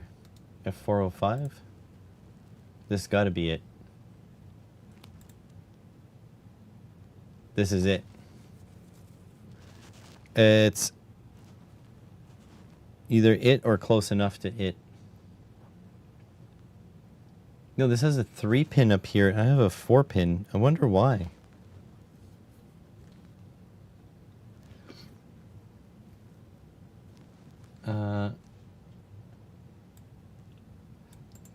Let me copy this.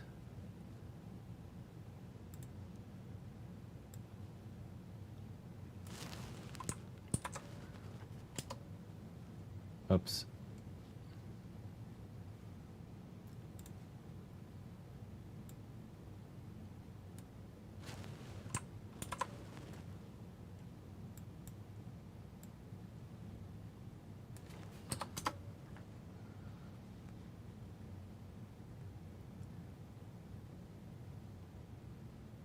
Well, mine has the purple pillars. No, I think this might be it. The F4.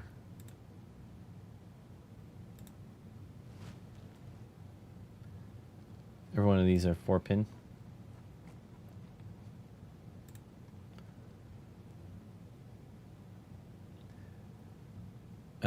Yes, this is it. This is it. So ELRS connects on front. That's weird.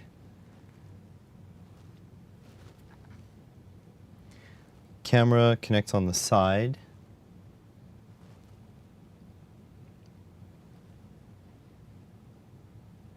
What is this? Don't know what that is. LED strips on the side here.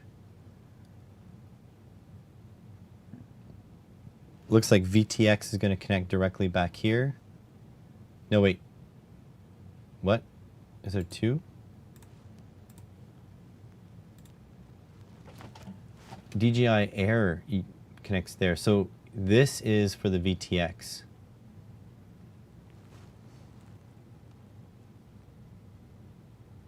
Yeah, I did that.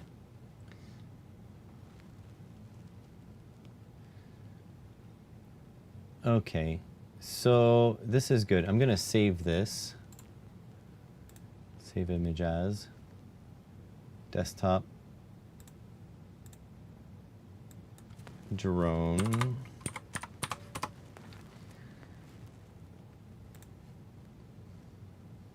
Okay, so that's connected already. So this is done. It's really this that I need to connect up to the ELRS.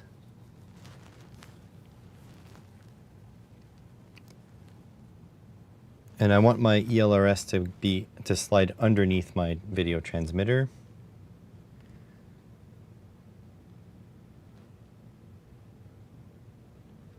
Okay.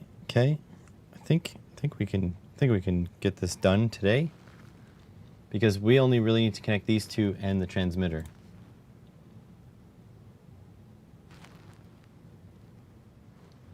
All right, ITT. Let me know when it's time to go. So this is essentially what it is. It is a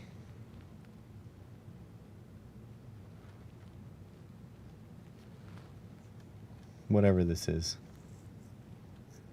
F4 F405 flight controller.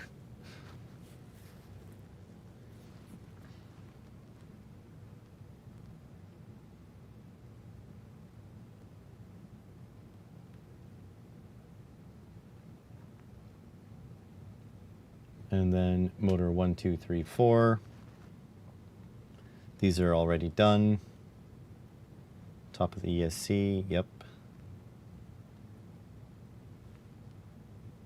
So that's good. All right. So we've got this. Oh, you guys aren't looking. That's okay. Here, I'll go over here. Okay, so now this ELRS. So I've got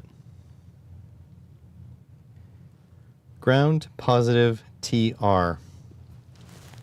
So what do we have? Ground positive RT. Interesting, they're a little bit backwards.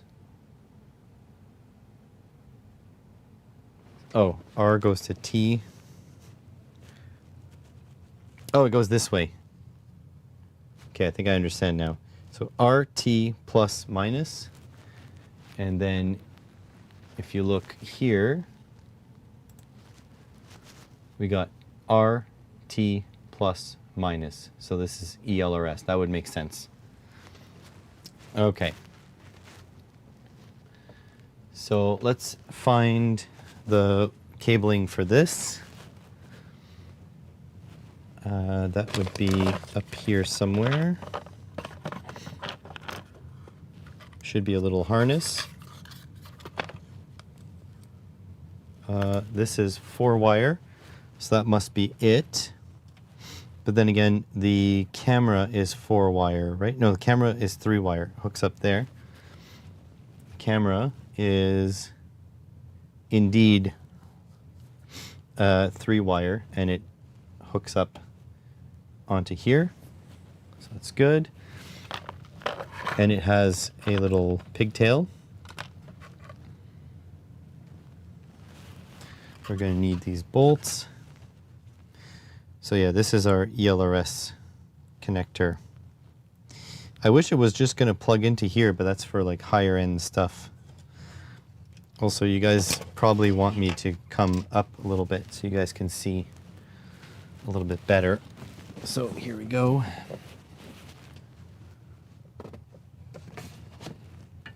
So like that, and I'll put my pink gluing mat down. There we go. This thing is due for a replacement. Okay, so VTX connects here, so I'm just going to go across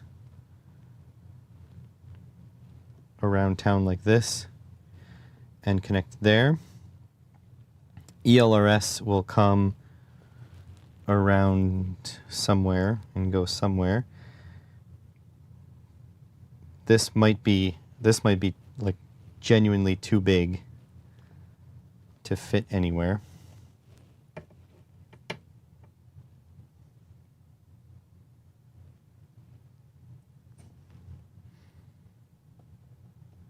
Maybe like this. It's gonna be tight no matter what, because the VTX is up a little. These will have to spread a little and fit out through here. This might just have to stick out the side. I don't know yet, because this has to fit on top. Yeah, it's too fat, so I'll have to come out. Have to be like here.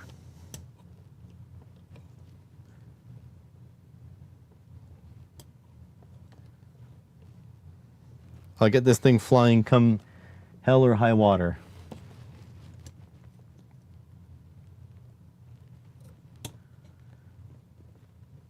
There we go.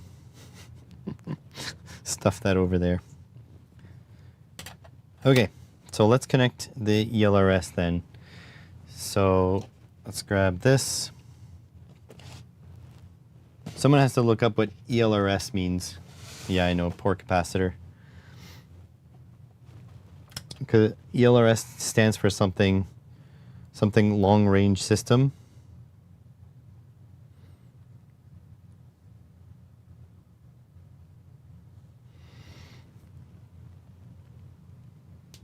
Just trailer cap on long wires. Yeah, let's not. All right, so RT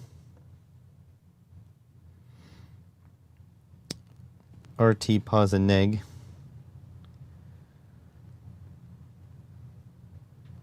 So I'll have to go like this. I'm going to trim these down.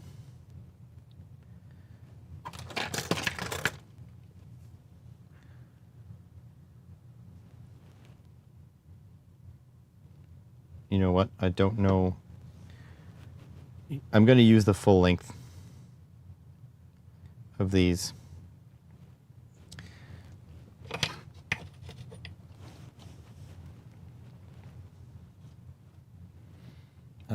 Let's see here. Solder.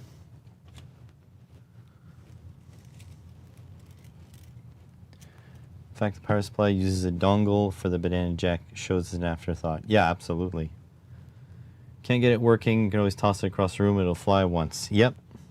Actually, it's all carbon fiber. It's pretty tough. So I could toss it quite a few times before it breaks.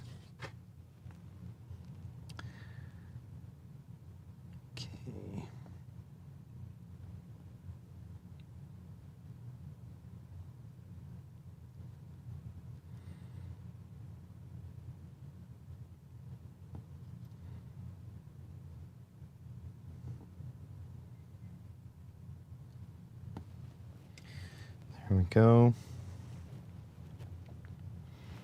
Okay, so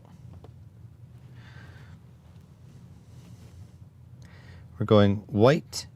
Someone write this down, please. White, blue, red, and black. That's R, T, pause, and neg. That are going to be under the, no, on top. On top.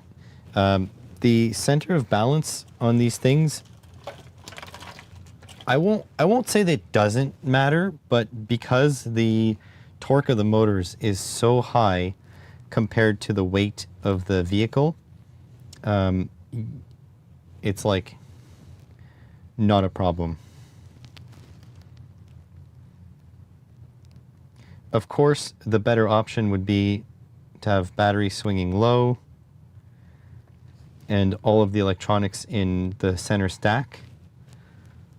But that's only when you're really maximizing everything. This is just a nice, inexpensive build so that I can go fly. That's essentially it.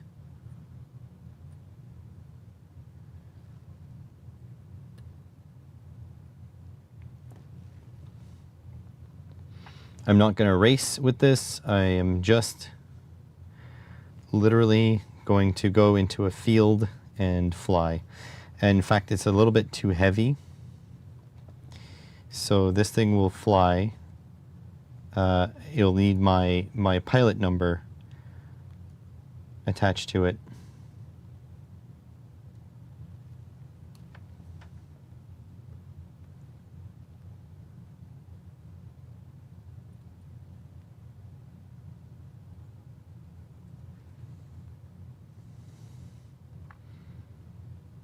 Okay, so R, T, pause, and neg. This is going to burn if I hold it the way I want to hold it.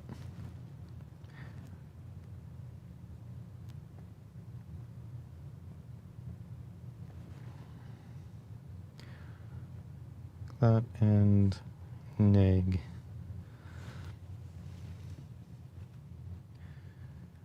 All right, ITT. See you later, alligator. I'm going to try to wrap this as fast as I can because my back is starting to get a little sketchy. There we go.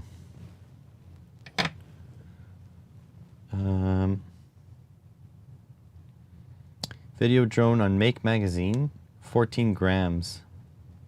That's crazy. 14 grams is a little insane. So there's my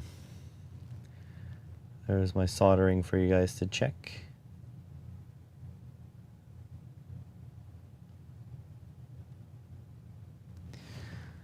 Okay, and then we can hook up the little antenna. I'm actually gonna remove the VTX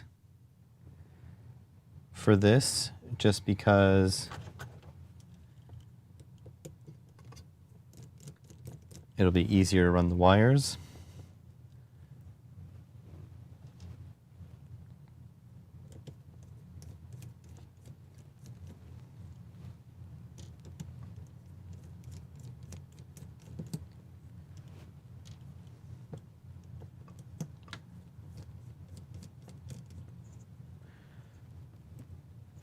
There we go. Lift this bad baby out. So now the idea is this sits here in the middle with a zip tie.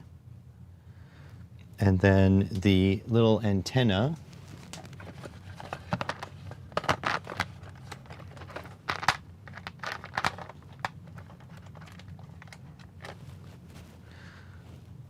this little antenna here, like so, fits onto there.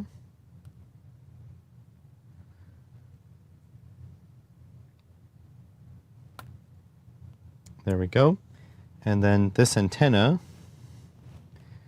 will go, like it'll sit here in these little arms So yeah, I barely have enough wire to make it there. So I can now heat shrink this together with the little piece of heat shrink it came with.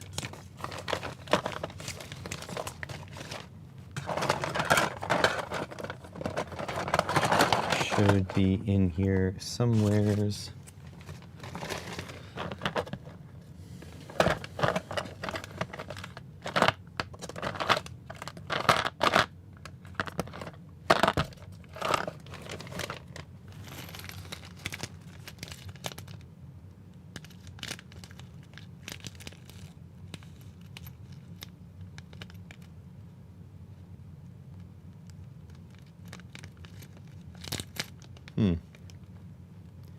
Where did it go? So it's a piece of clear heat shrink, so I'm not surprised that I'm having a hard time finding it.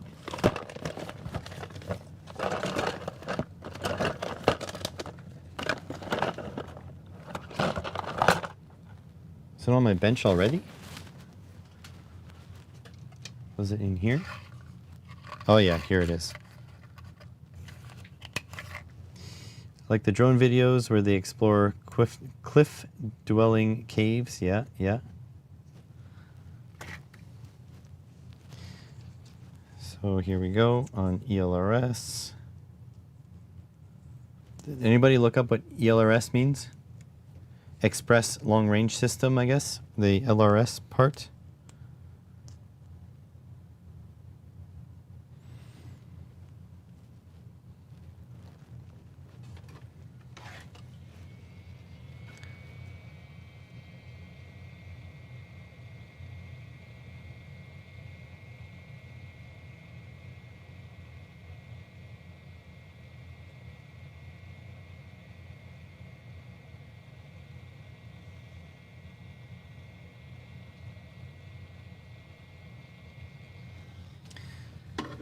There we go.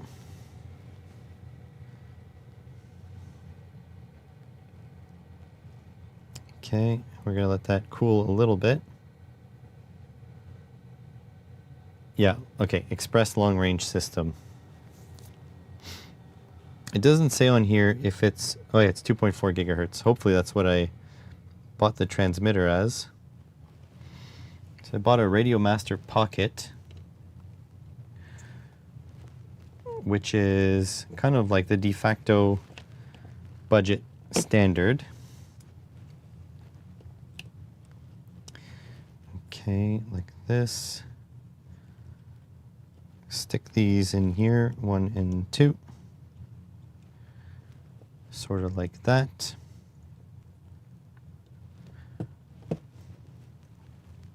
There we go.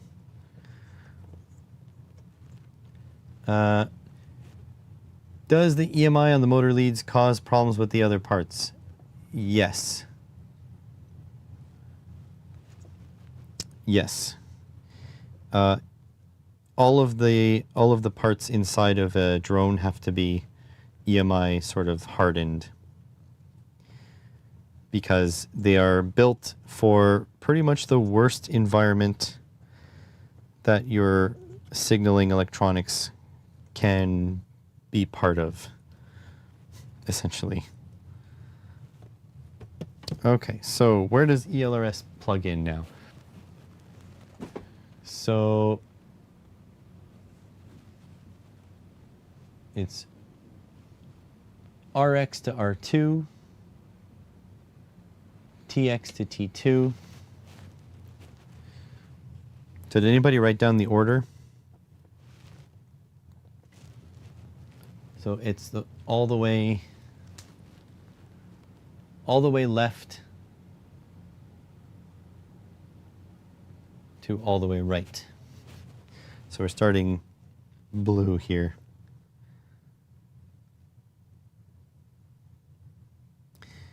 So blue, white. No. It'll be white, blue, red, black. White, blue, red, black.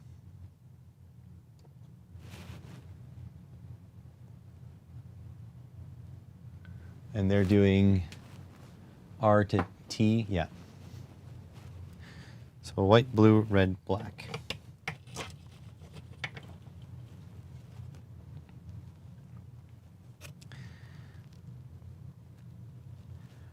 Don't know if I'll have enough light here. Here so you guys can see better than I can.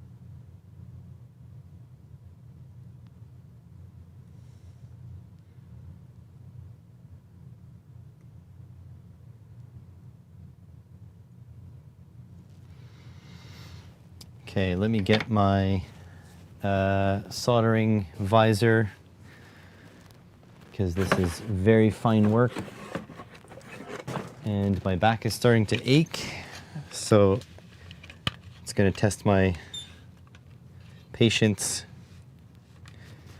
definitely more than it should. So white first.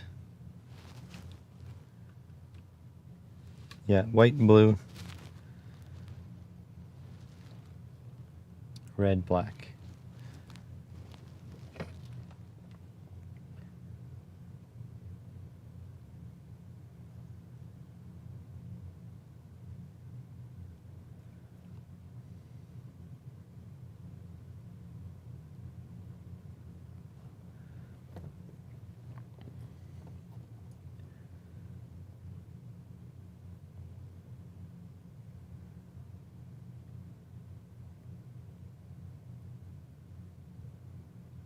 There's white.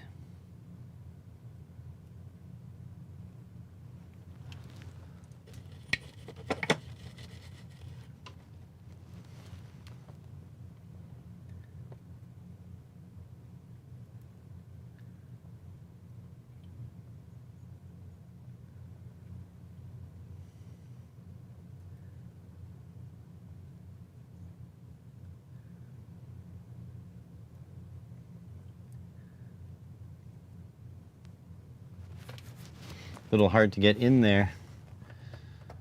Let me grab my new tweezers here. These are the Tool 3D grips.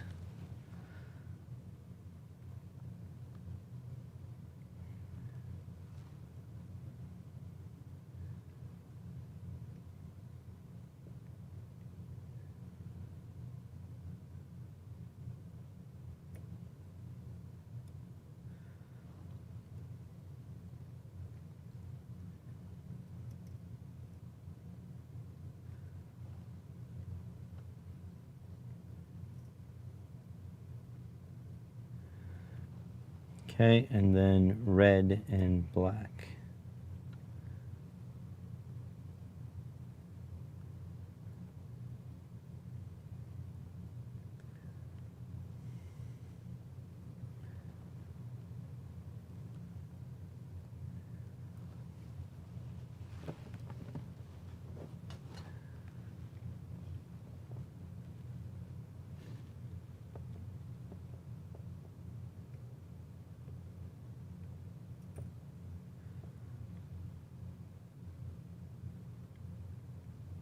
There's the red.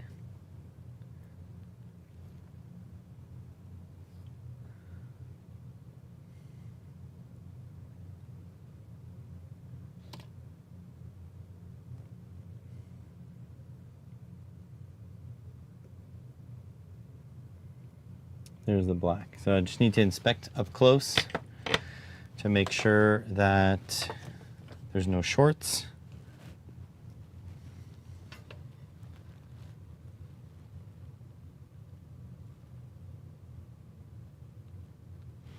Doesn't look like there are. Looks good.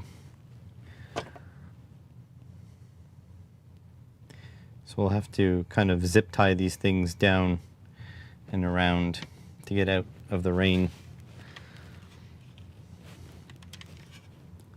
All right, S-Bus is now placed. So we can now go and do the VTX video transmitter.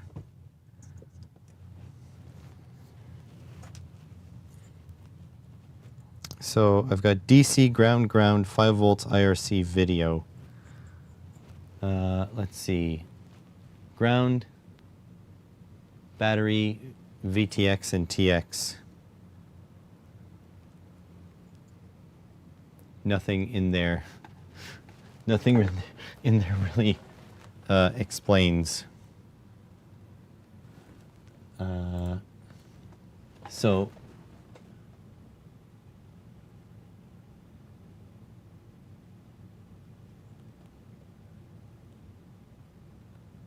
oh, that's a GPS. Okay, buzzer. So ground, 9 volts. This needs 5 volts.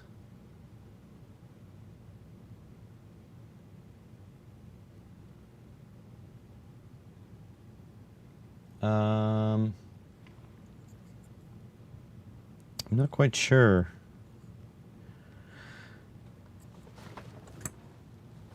Let's ask AI. Here, Claude. Let's grab this copy image. This is the FC I am using for a 7-inch drone build.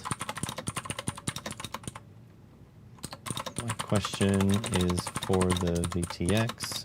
I have a Ultra 2500 4.9G to 5.8G 64 channel VTX.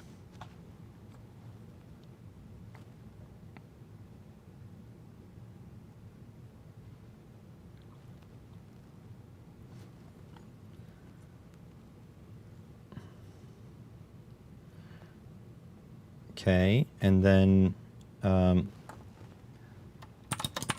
pinout says DC, GND, GND plus 5 volts, IRC, video, but the diagram I sent you doesn't have those pins explicitly. What do I do? How's it going, ITT?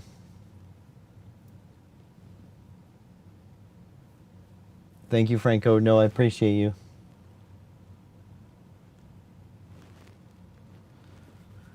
See what Claude says. Probably run out of tokens.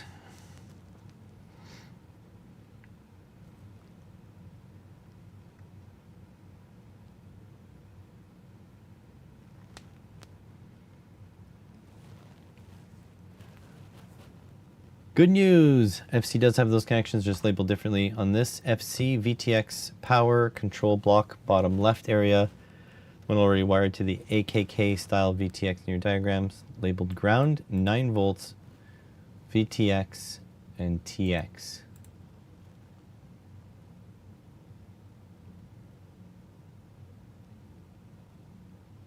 Yeah. Despite the 9 volt silkscreen, this pad's actually a raw, unregulated battery voltage pass-through.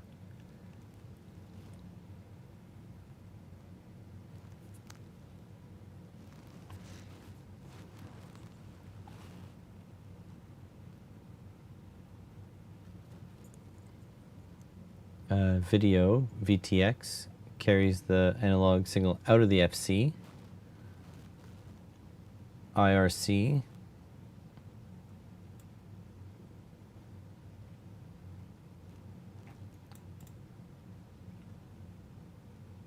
don't connect both DC and 5 volts. Your VTX has 2 alternate power input options depending on how it's built.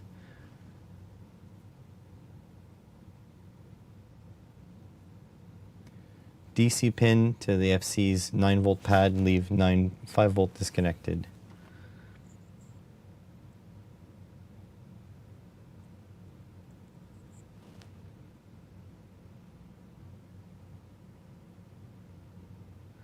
So it doesn't know.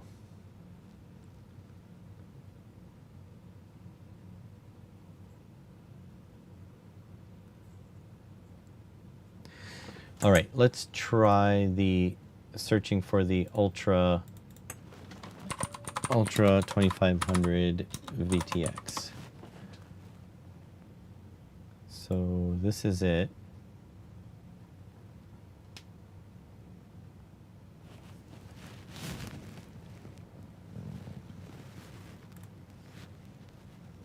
Input voltage 7 to 36 volts, so we're good.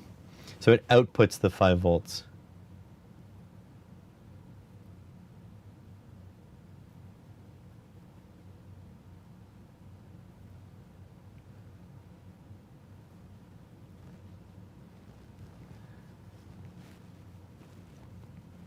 Okay. Oh, look, it tells you where to connect it. On my specific...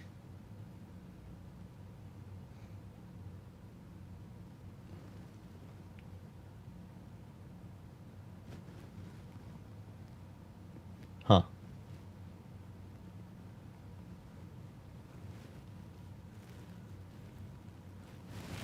All right, let's...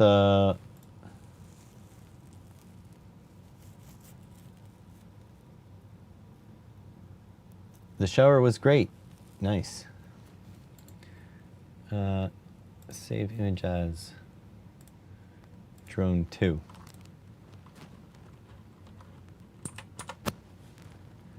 Save. Okay, so essentially we need to depin 2 pins, the ground and 5 volt. Because we're not going to be using them.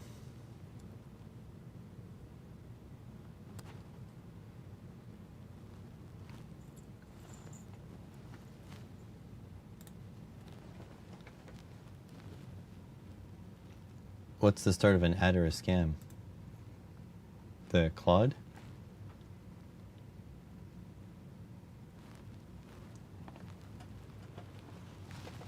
You guys can't believe how much I'm frickin' yawning. I'm so tired. But I do want to get this done.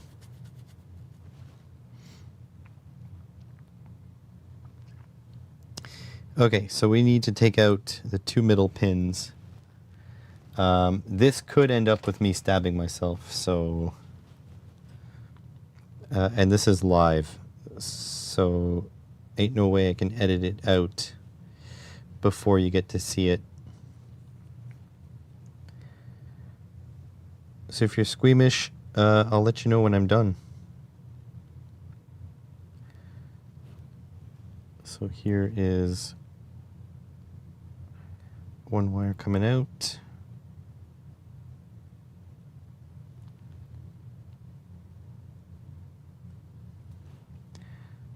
That's 1.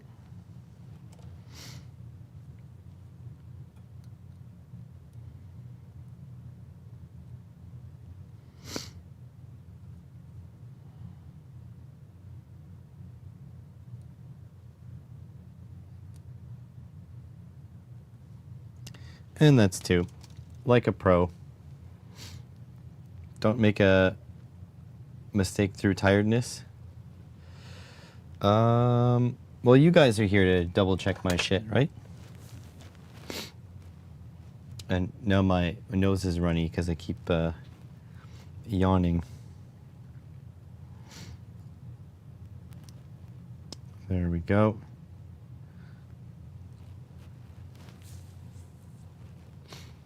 All right, so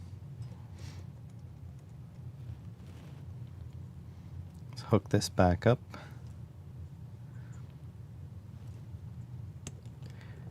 This sits in here. I kind of want to flip this upside down.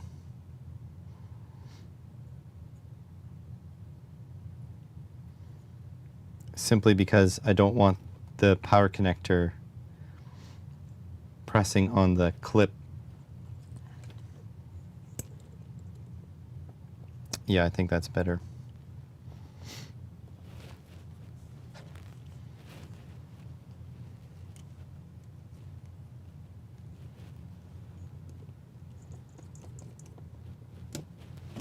Oh boy.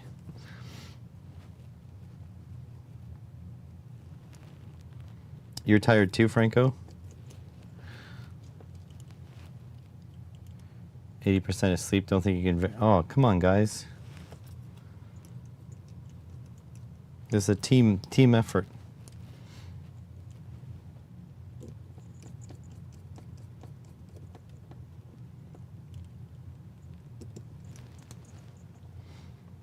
Okay, so the other thing is I want to make sure that my antenna is connected,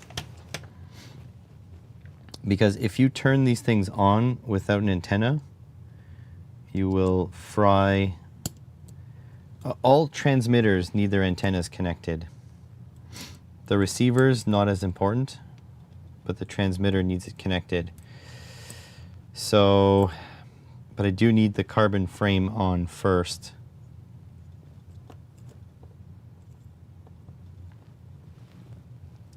Because this will go through this hole in the carbon frame. And I'm going to put a little bit of heat shrink on this too. Let's put the heat shrink on. Also,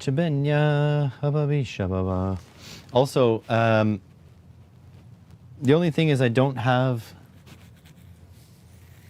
an LRS, an ELRS transmitter, do I? I don't think so. Let me check. Let me check where my ELRS transmitter is.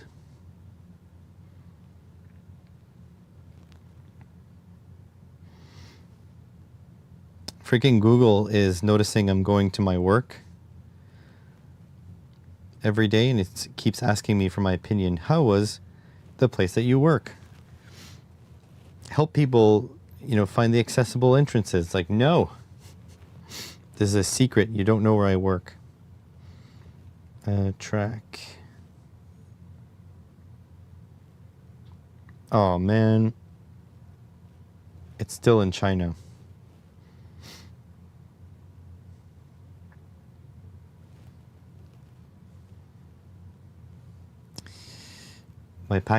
My controller is still in China. Delivered.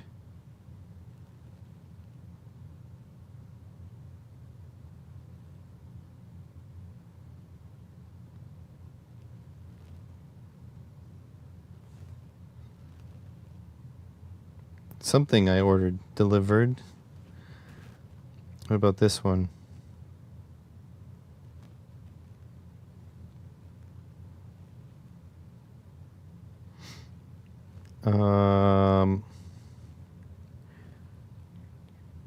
Not this.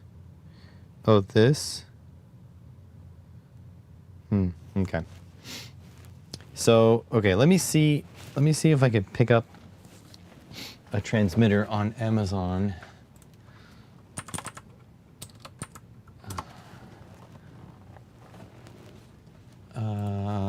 ELRS.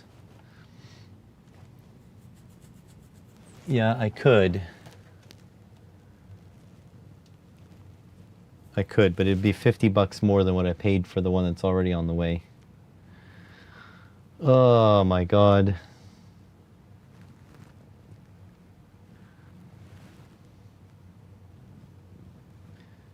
I could buy a module for 90 bucks. Yeah, no. Sleep was time for sleep, not me.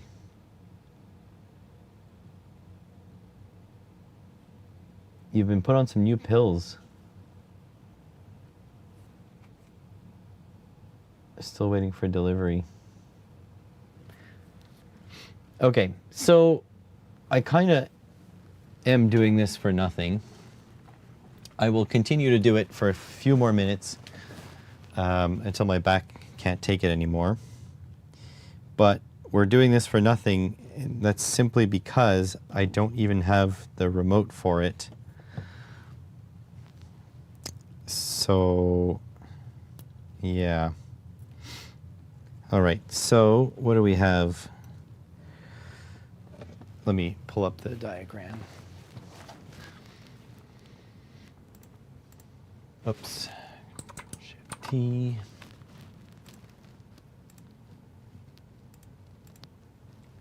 All right, so ground to ground, red to 9 volts, VTX to VTX. Okay. So essentially I need to go, the very last, the before last wire goes to T3 or whatever. T5? At T5. So very last wire on here is blue. So blue needs to go to T5. Oops. I really need to put the cap back on this lens.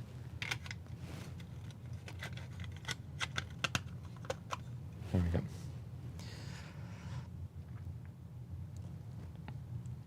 Okay, so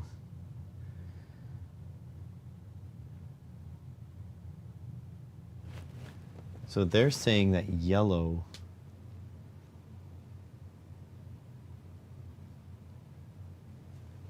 blue is the last one, and it goes to VTX. So blue is the last one. Is that true? Yes. And it goes to VTX. Got the delivery yesterday. You should have got the day before. Today you got the delivery from AliExpress saying it was delivered 4 days ago. Interesting. So this one goes to VTX. So I'm going to trim it a bit shorter.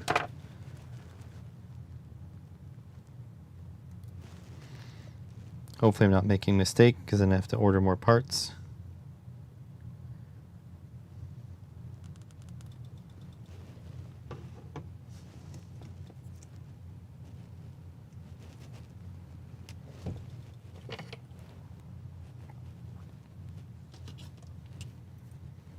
Who's verifying that everything is going well here? Who did we responsibilize?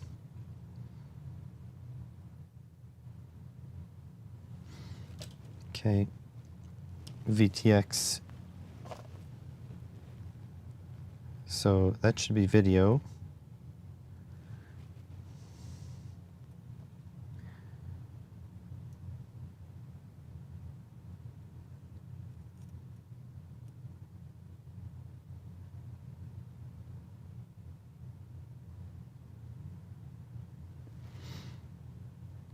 Okay, and then this one, the second last one, goes to T5.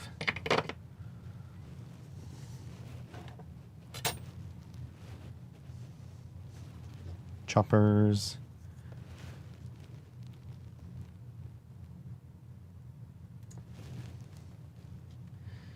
Four days ago, still in another country. Royal Mail, such a mess.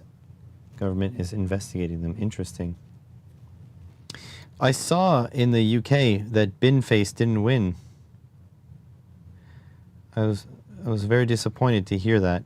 I'm international. I can't vote in the UK, but I was rooting for Count Binface. it is a little bit embarrassing that there was such opposition to Nigel Farage that he could barely beat a bin, but he did beat it.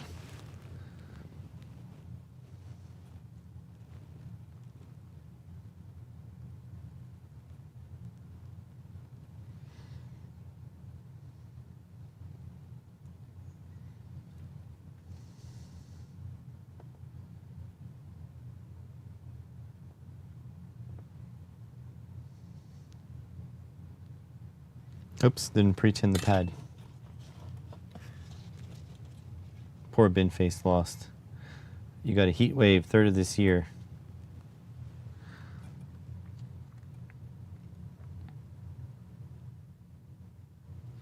I mean, wasn't another deal that Nigel Farage doesn't live where he was running?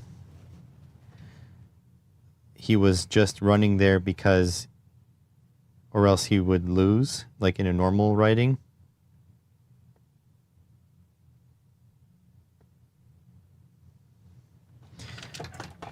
We had politicians do that here too. One very specific one was voted out in my city, and then he had to go to another province that was more right-leaning in order to get a seat.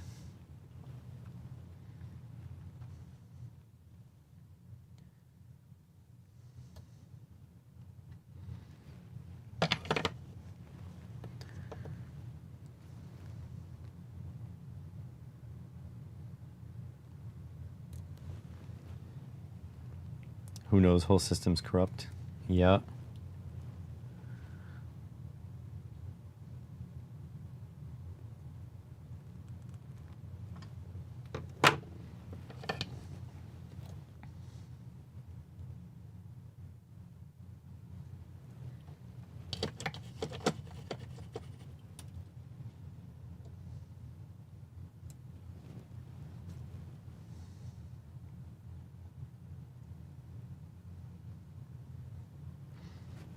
Needs a pre-tin.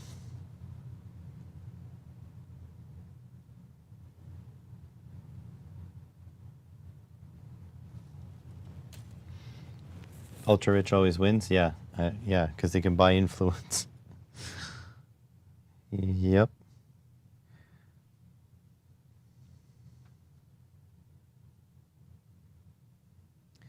Like if you think there's a genuine right-wing movement,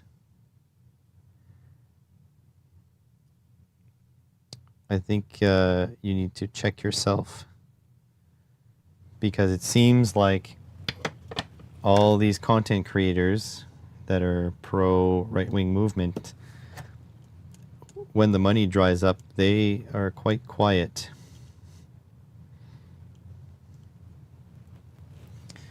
Literally hired goons.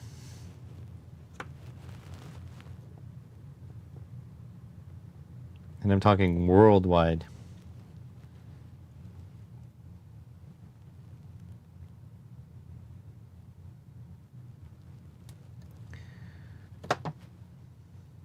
This is not a one country problem. This is a worldwide problem.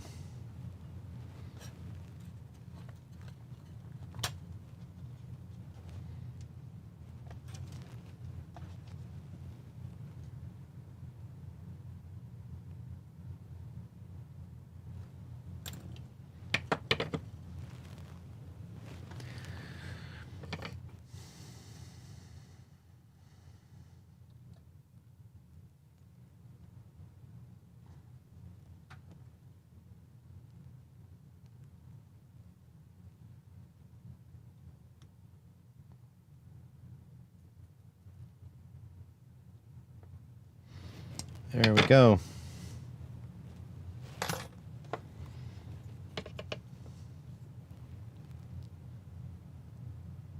Not the best soldering in the world, but soldering nonetheless. And this is tied down. This is tied down. Just gonna shove this inside here. So next is the camera. And that has a little pigtail. 5 to 20 volts, ground and video. So the camera has a 5-volt port here, which is good because I think we might go a little higher. Ignore politics, far beneath anything you can control. Well, I don't know. Big grassroots movements can make a difference. And every big grassroots movement starts with a little grassroots movement. All right, what is next? So, oh yeah, looking for a little pigtail for the camera. So that would be the OSD, I'm pretty sure. This guy here, that would be the OSD. Yeah. Don't quite need that. A lot of people are generally not the contractor. Just go where the money is. It's politics, they do it. It's promoting gambling, they do it. Yeah, you're not going to see that on my channel. Like, if I needed to do that to not go bankrupt and make sure I eat, that's one thing. But, like, you're never going to see me trying to enrich myself by promoting crypto scams and stuff like that.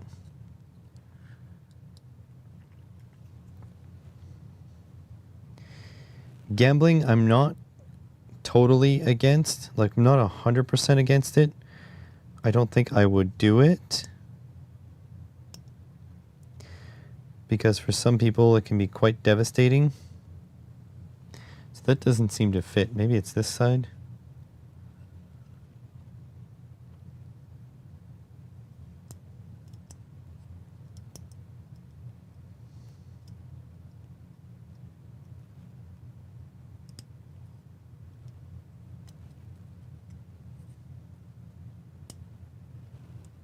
Yeah, there we go.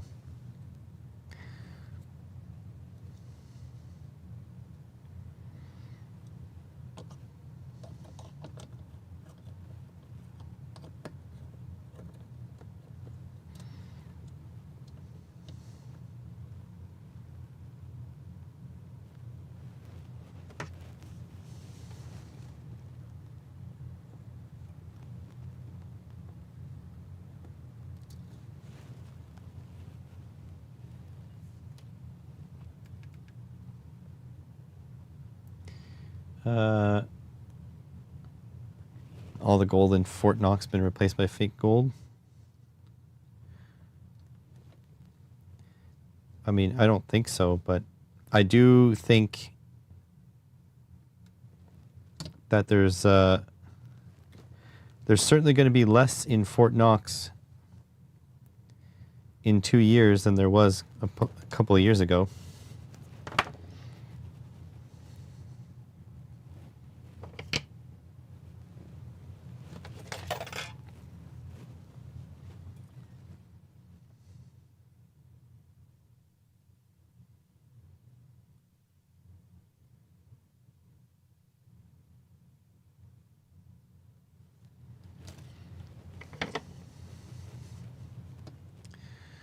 All right, ground first.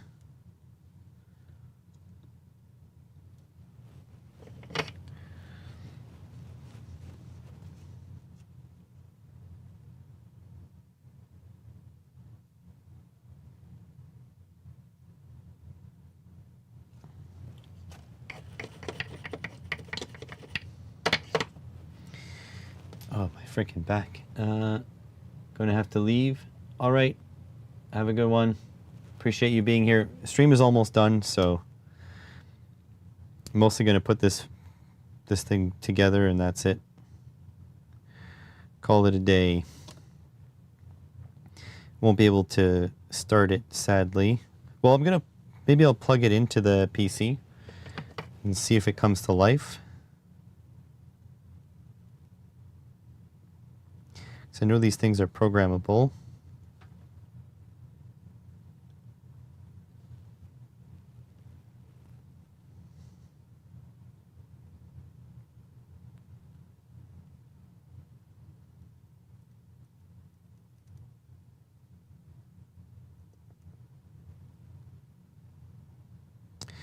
That is uncomfortably close to the ground.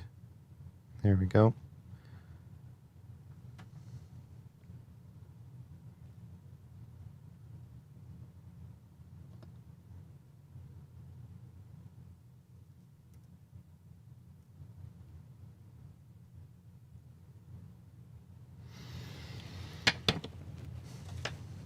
Okay, let's pop this over. Thank you, like that. That's ready to go here.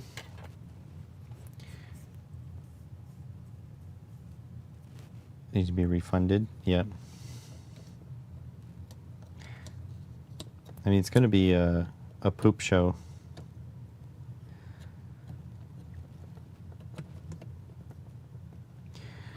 But it's like,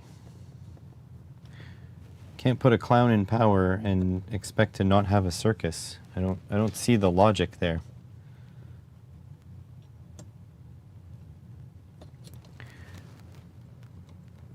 Oh yeah, piece of heat shrink on this was the goal too.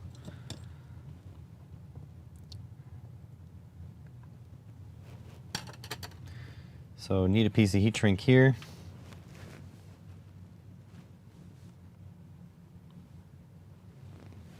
Let's see.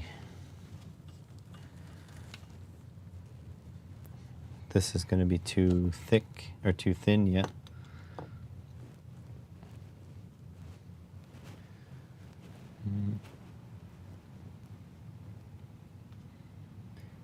I know I have a roll somewhere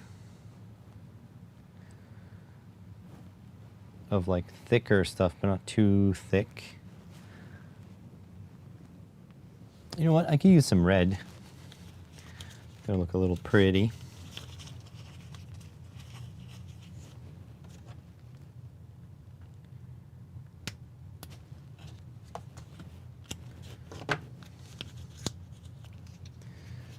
Let's see. Where did that go? Here it is. Look at that. Cut it just the right length.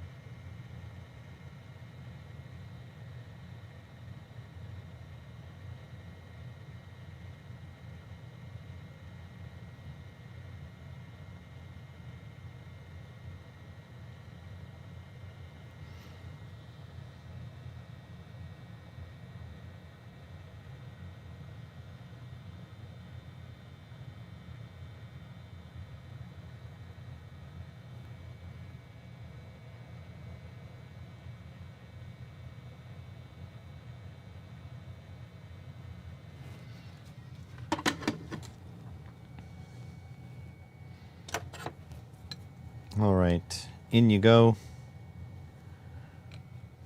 In you go.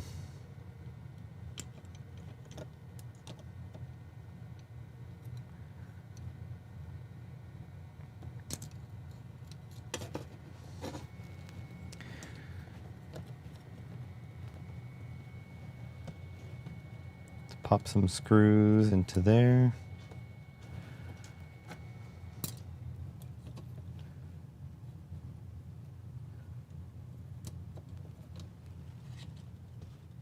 All right, so Franco's gone, but he's definitely going to watch this. So we should all say one thing nice about Franco so that he can see it in the chat or hear it tomorrow. So I'll say I do like that Franco is like nearly always here. He is quite the supporter.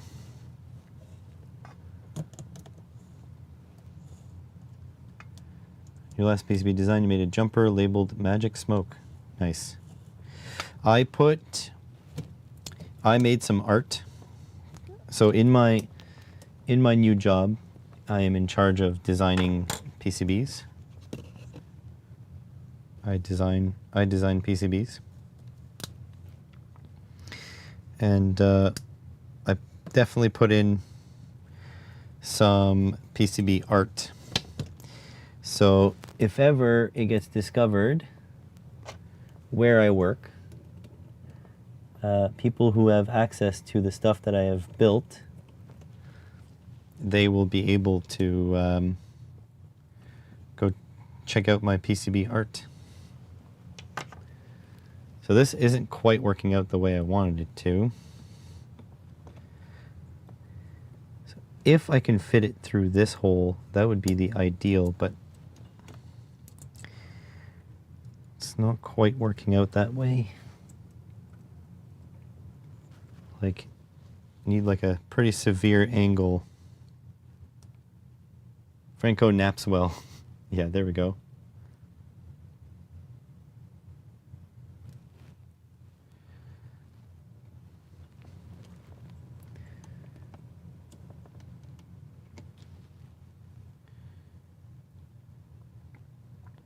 This is very hard to plug in.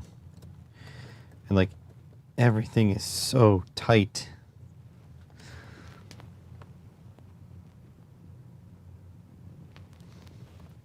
It's almost like I really want this plug to come through here.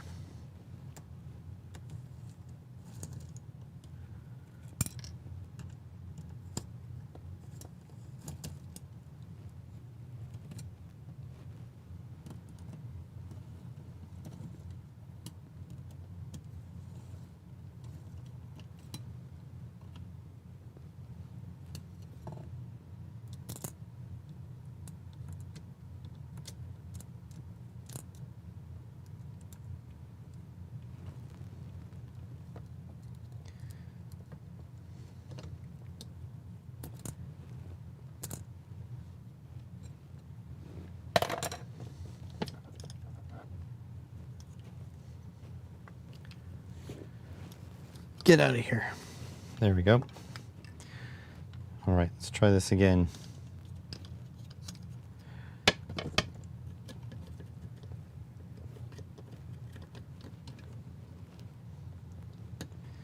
Okay, I'm going to take this, I'm going to pass the connector through this hole. Maybe that'll all fit better.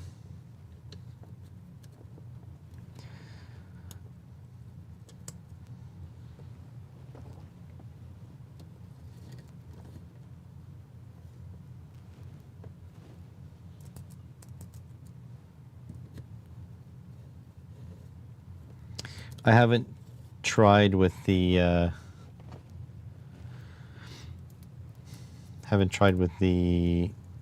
battery to see how well the connector over here is going to be, but it is what it is. France has resell gold that were in the US, buy it back locally, it made a big profit. Interesting.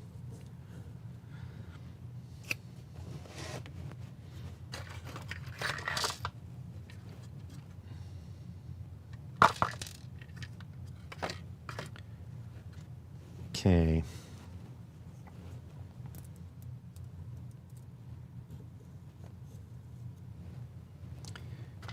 Almost all the screws are in. I just got to make sure, like so.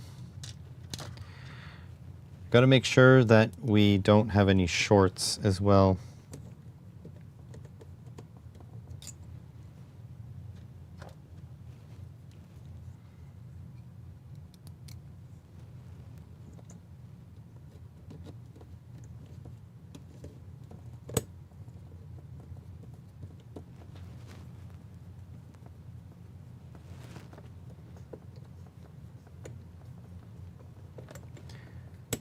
All right, so like so. That poor capacitor is about to get squeezed.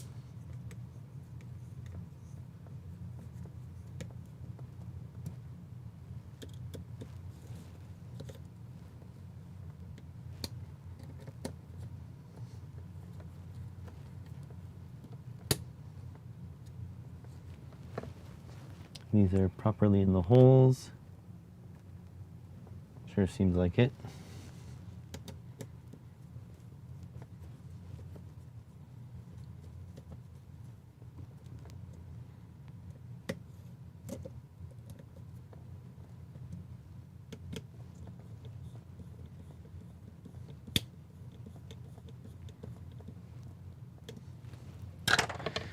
So that capacitor is well and truly jammed in there. Okay, now we need to put the antenna in. So if we don't have the antenna, we run the serious risk of damaging something, damaging the transmitter, because all that energy would just bounce around.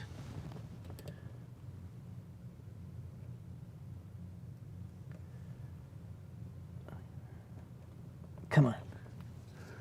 Get in there.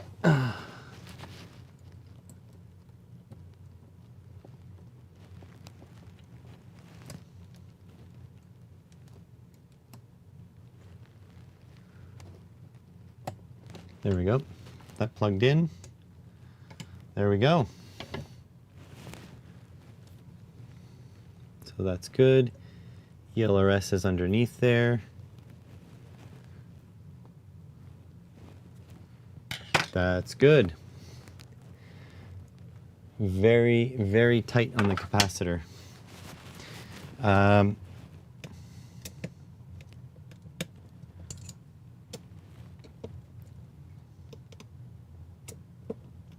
here we go. Got a little bit more tightness out of this.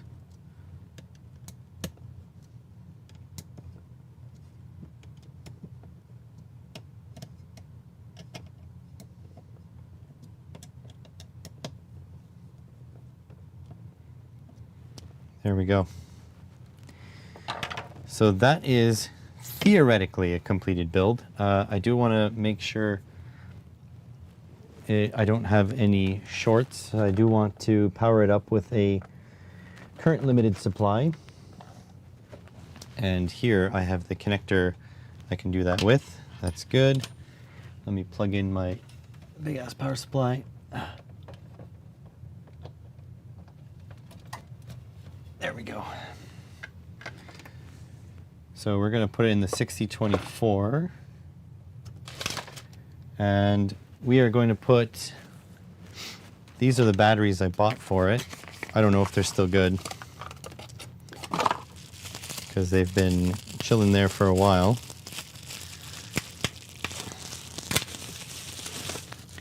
So these guys here, 6 cell, 22.2 volts. So that sits on top there. That's a big friggin' battery for such a small drone. I can sit it like that too, but I think it'll be best like this. So I'm going to set this V set to 22.2 volts. Enter. I set. I'm going to go 0.25. Enter. And I'm going to plug this in. And we are about to see if it explodes. So there we go, XT60 in there. Like this and like this. Okay. So at a 1/4 amp, we are not able to boot up fully. 1/2 amp, we're good. So we are pulling 4 watts right now.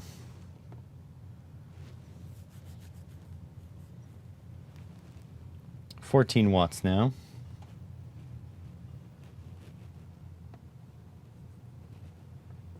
So everything should be properly booted up now. Yeah, most of that current is coming from the video transmitter. I mean, I bought these batteries so I could fly for a while. That's the goal. I don't want to have only like 2-minute flights. And also this needs to be, I don't know how this installs this way. Yeah, so this installs here. So that's a grip for the battery. Can poke out all of these parts.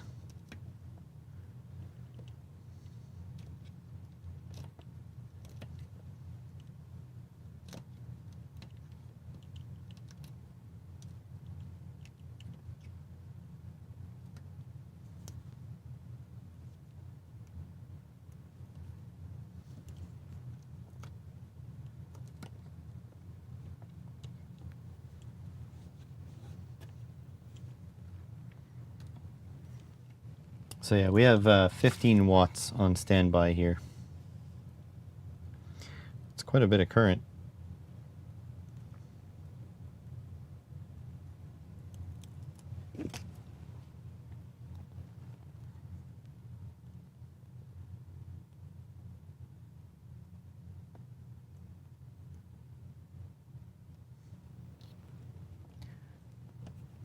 There we go.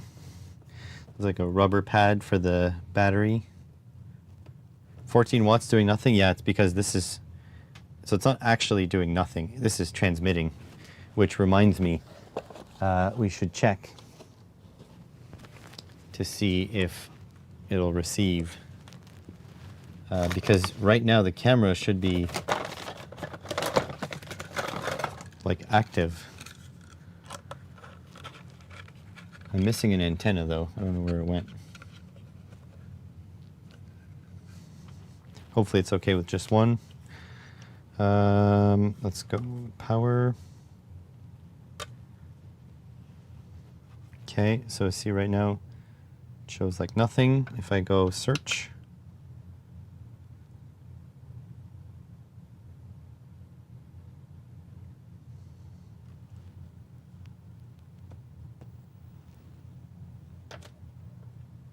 there we go. It is indeed working. So my box goggles are working.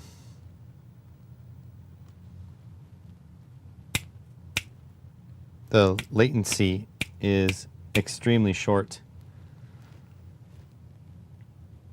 So that's good. It's very, very good. I'm excited.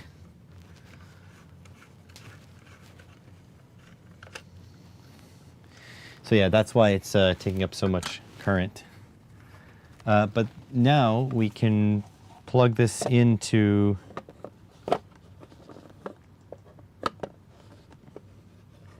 the computer and just make sure our motors are all turning the correct direction. Oh, the antenna was in the box. That's what the antenna I was looking for was in there. What connection does it need to charge? USB micro. What a horrible connector. Charging I will. There we go. Okay, the box goggles are now charging. So that's good. That's done. Protect this. So yeah, that transmitter. Ooh. That is very hot. I am going to turn down. I'm going to turn down the power on that. How do I do that? Instruction diagram.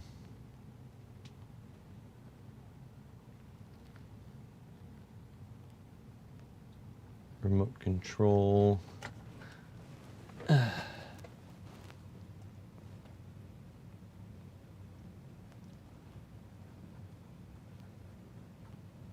I definitely want to turn down the power.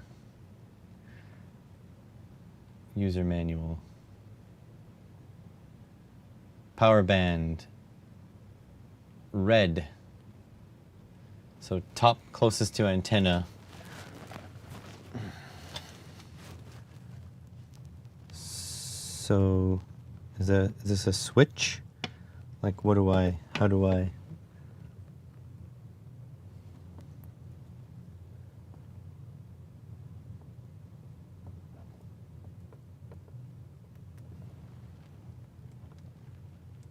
Ouch, that's freaking hot.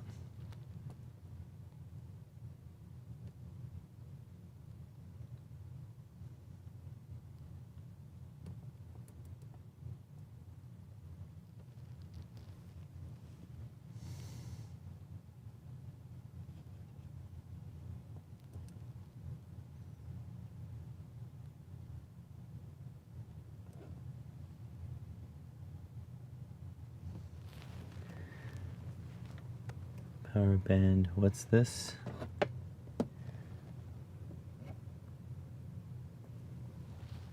Three, four, 1, 2, 3, 4.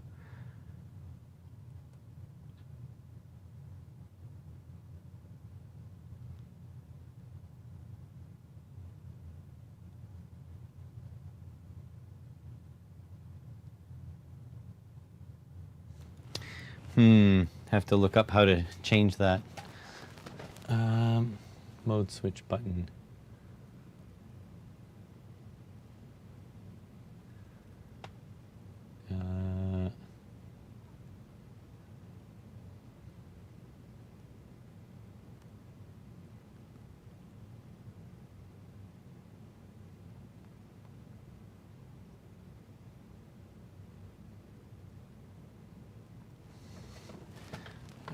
Ultra 2500. Let's how to change power settings. Ultra 2500 VTX.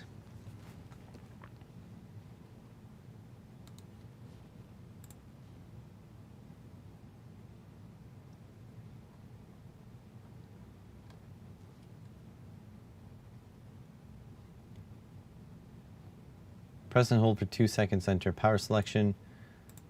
Short press 1 second to change the power.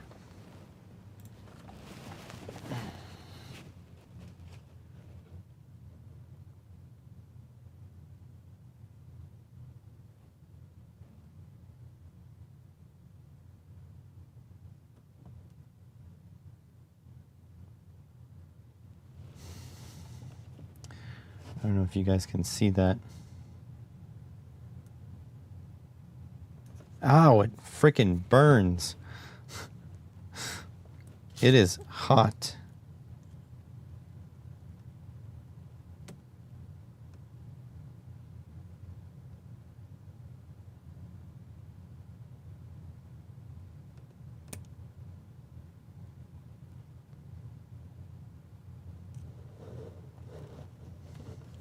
Also, like, I missed the count.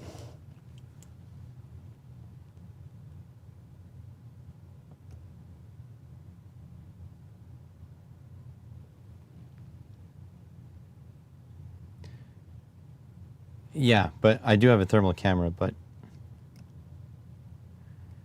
I know exactly what's getting hot. It's the transmitter, the video transmitter. 3, 4, 5.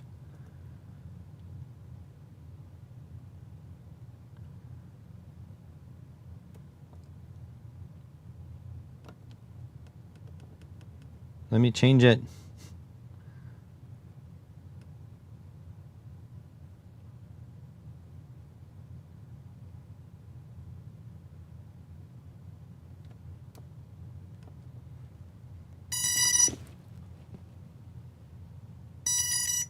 It just armed itself. Oh, it's not arming itself. It's telling me that it's been left on.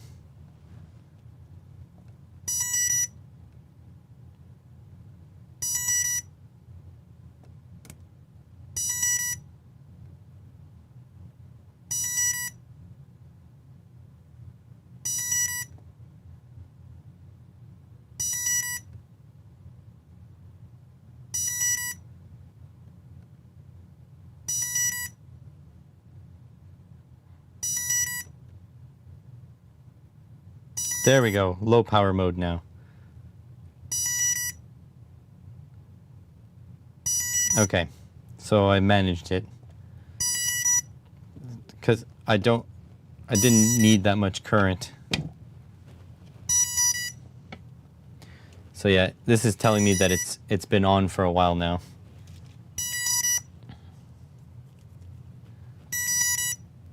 I'm gonna turn it off.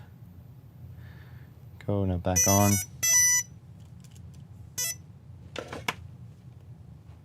I just need to wait for it to yeah. So let's see, what do I do now?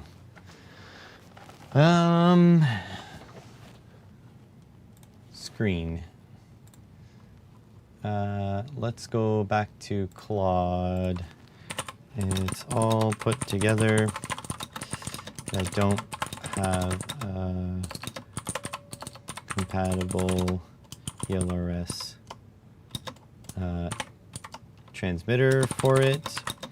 How can I test motor direction etc without it? So let's see what it says. Betaflight's configurator has motors tab. Move all propellers. Connect USB-C to the FC. Go to the motors tab. Okay, so I need Betaflight configurator.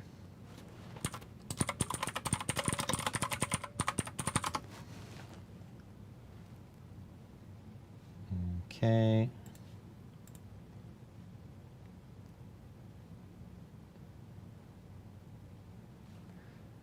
Okay, looks like I might be able to just connect here. Let's see. I'm gonna connect my USB. So I don't have any propellers on, so I am safe.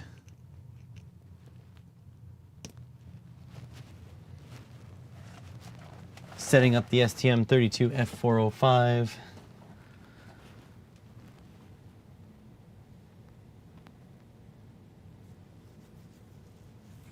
Device is ready. Okay. So is it connect? Connect. Okay, so let's see here. If I move it now, look at that. We are active. So if I tilt the front up, front down, spin, oh yeah, look at that. I think you can link it to your phone. I'm not a fan of phone stuff. All right, motors. So here, let me turn up the current. I have now 10 amps as a current limit. There's no props, so it should be okay. Okay. So now, okay, let me add.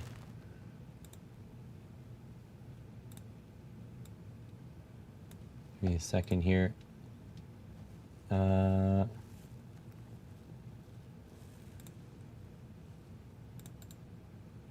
This one, properties.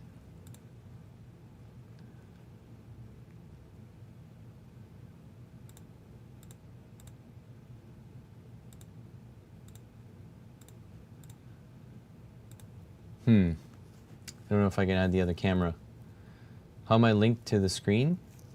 My computer? Okay. Let's spin the we're going to spin the motor in the lower left. Oh, actually I don't. Okay, never mind. The upper right side of your screen, that motor's turning.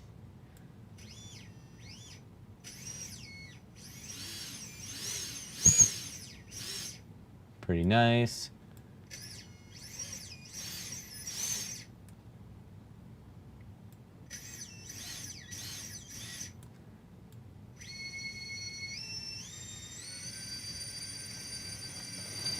This is so cool.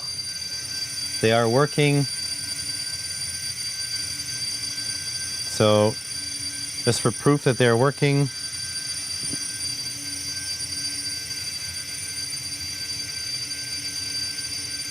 that is still really hot.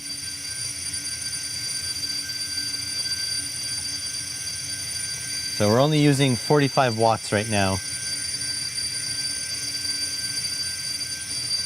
So let me just slow it down.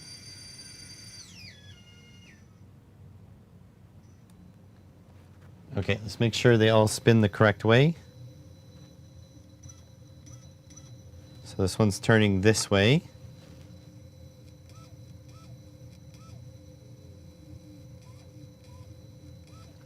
Turning this way. Turning this way. Yeah, it looks like they're all spinning the right way.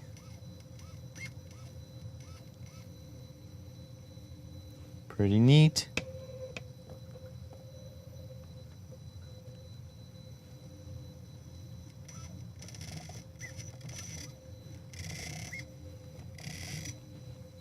Cool. It's working.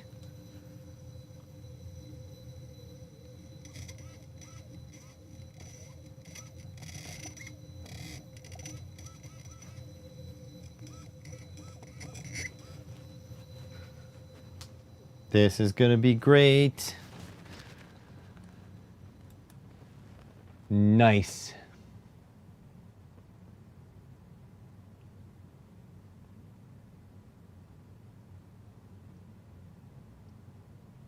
Oh, here, it tells you which direction. Okay, 1, 2, 3, and 4. Yeah, we're good. No GPS, no servos. Could do the PID tuning. This is going to be awesome. Cool. So we are done. The drone is functional. It all works. Freaking awesome. It's time to go fly. I just need to wait for my ELRS controller. Essentially, and then good to go. The video transmitter is still extremely hot. I'm going to recheck, see if it reset itself back to high current. Turn that off.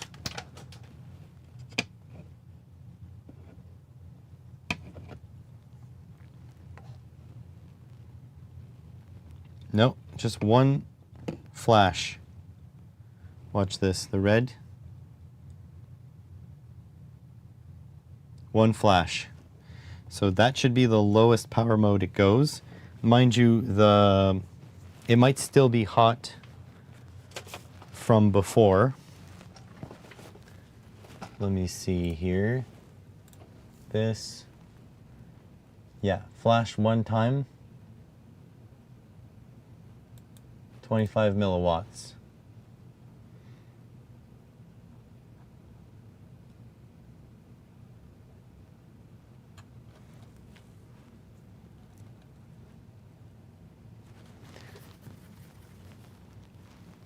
Oh, yeah, I'm gonna make a full video on the main channel. Does it have a thermal sensor? No.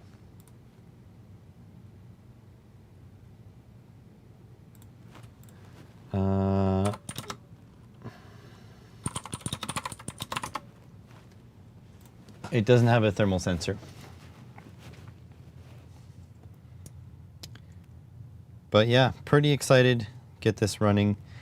We might do a little bit more work. I might take the screws out and put the bumpers underneath the arms. So it's these guys. Oh, I don't have my OBS up.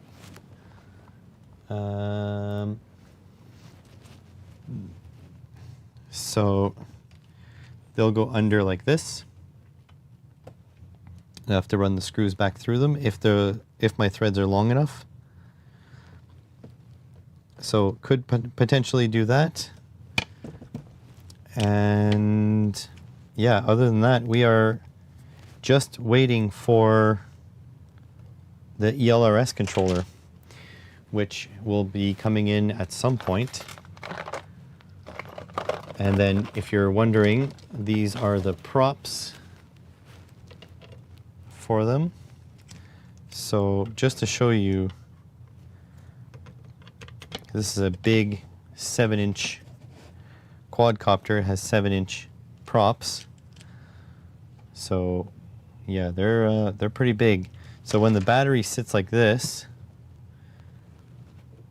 it is almost in the strike zone. So yeah, this will be here. I also have an optional cap here that can hold a GoPro. So GoPro there, battery here. You know, this is all going to be very, very tight in here. May have gone a little bit too big on the batteries, to be honest.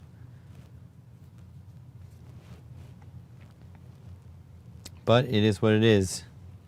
This should be freaking awesome. And in fact, this one spins this way. This is the wrong one. These two are the wrong ones. This one spins this way. This one spins this way. This one spins this way, and then should I have one more prop in here? This one spins this way. There we go. Gonna be a pretty cool drone when it's all ready to go. Just need now to get... can you strap the battery to the bottom? I could, yeah. I could. I don't think I would, but I could, because the battery definitely goes up here with this frame design. And actually I have a battery strap. So this goes underneath through here.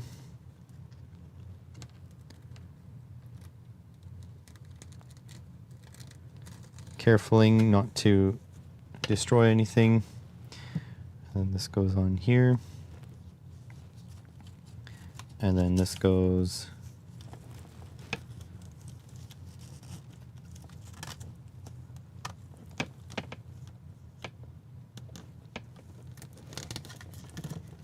there we go. So that's it there. That's the completed drone. So here, I'll get you one good look, and then it's gonna be time to go. So I need to sit down, and maybe I'll even eat something. Okay, there we go. There's the full look of it. That is gonna sound ridiculous. It is much bigger than what I thought it was gonna be. And then this will be obviously plugged up there, so that circular polarizer won't be in the way. ELRS back there. It has quite the wingspan, I have to say. It's a lot more massive than I thought. Should be lots of fun. Should be lots of fun indeed. All right, that is the end of the stream. Thank you everyone for being here. Appreciate you. I will probably do a stream tomorrow. Not guaranteed, but probably, but it'll be same thing, afternoon. Because I got to get another video done. So yeah, hopefully you guys will be here for that. So I'll catch you in the next one. Bye.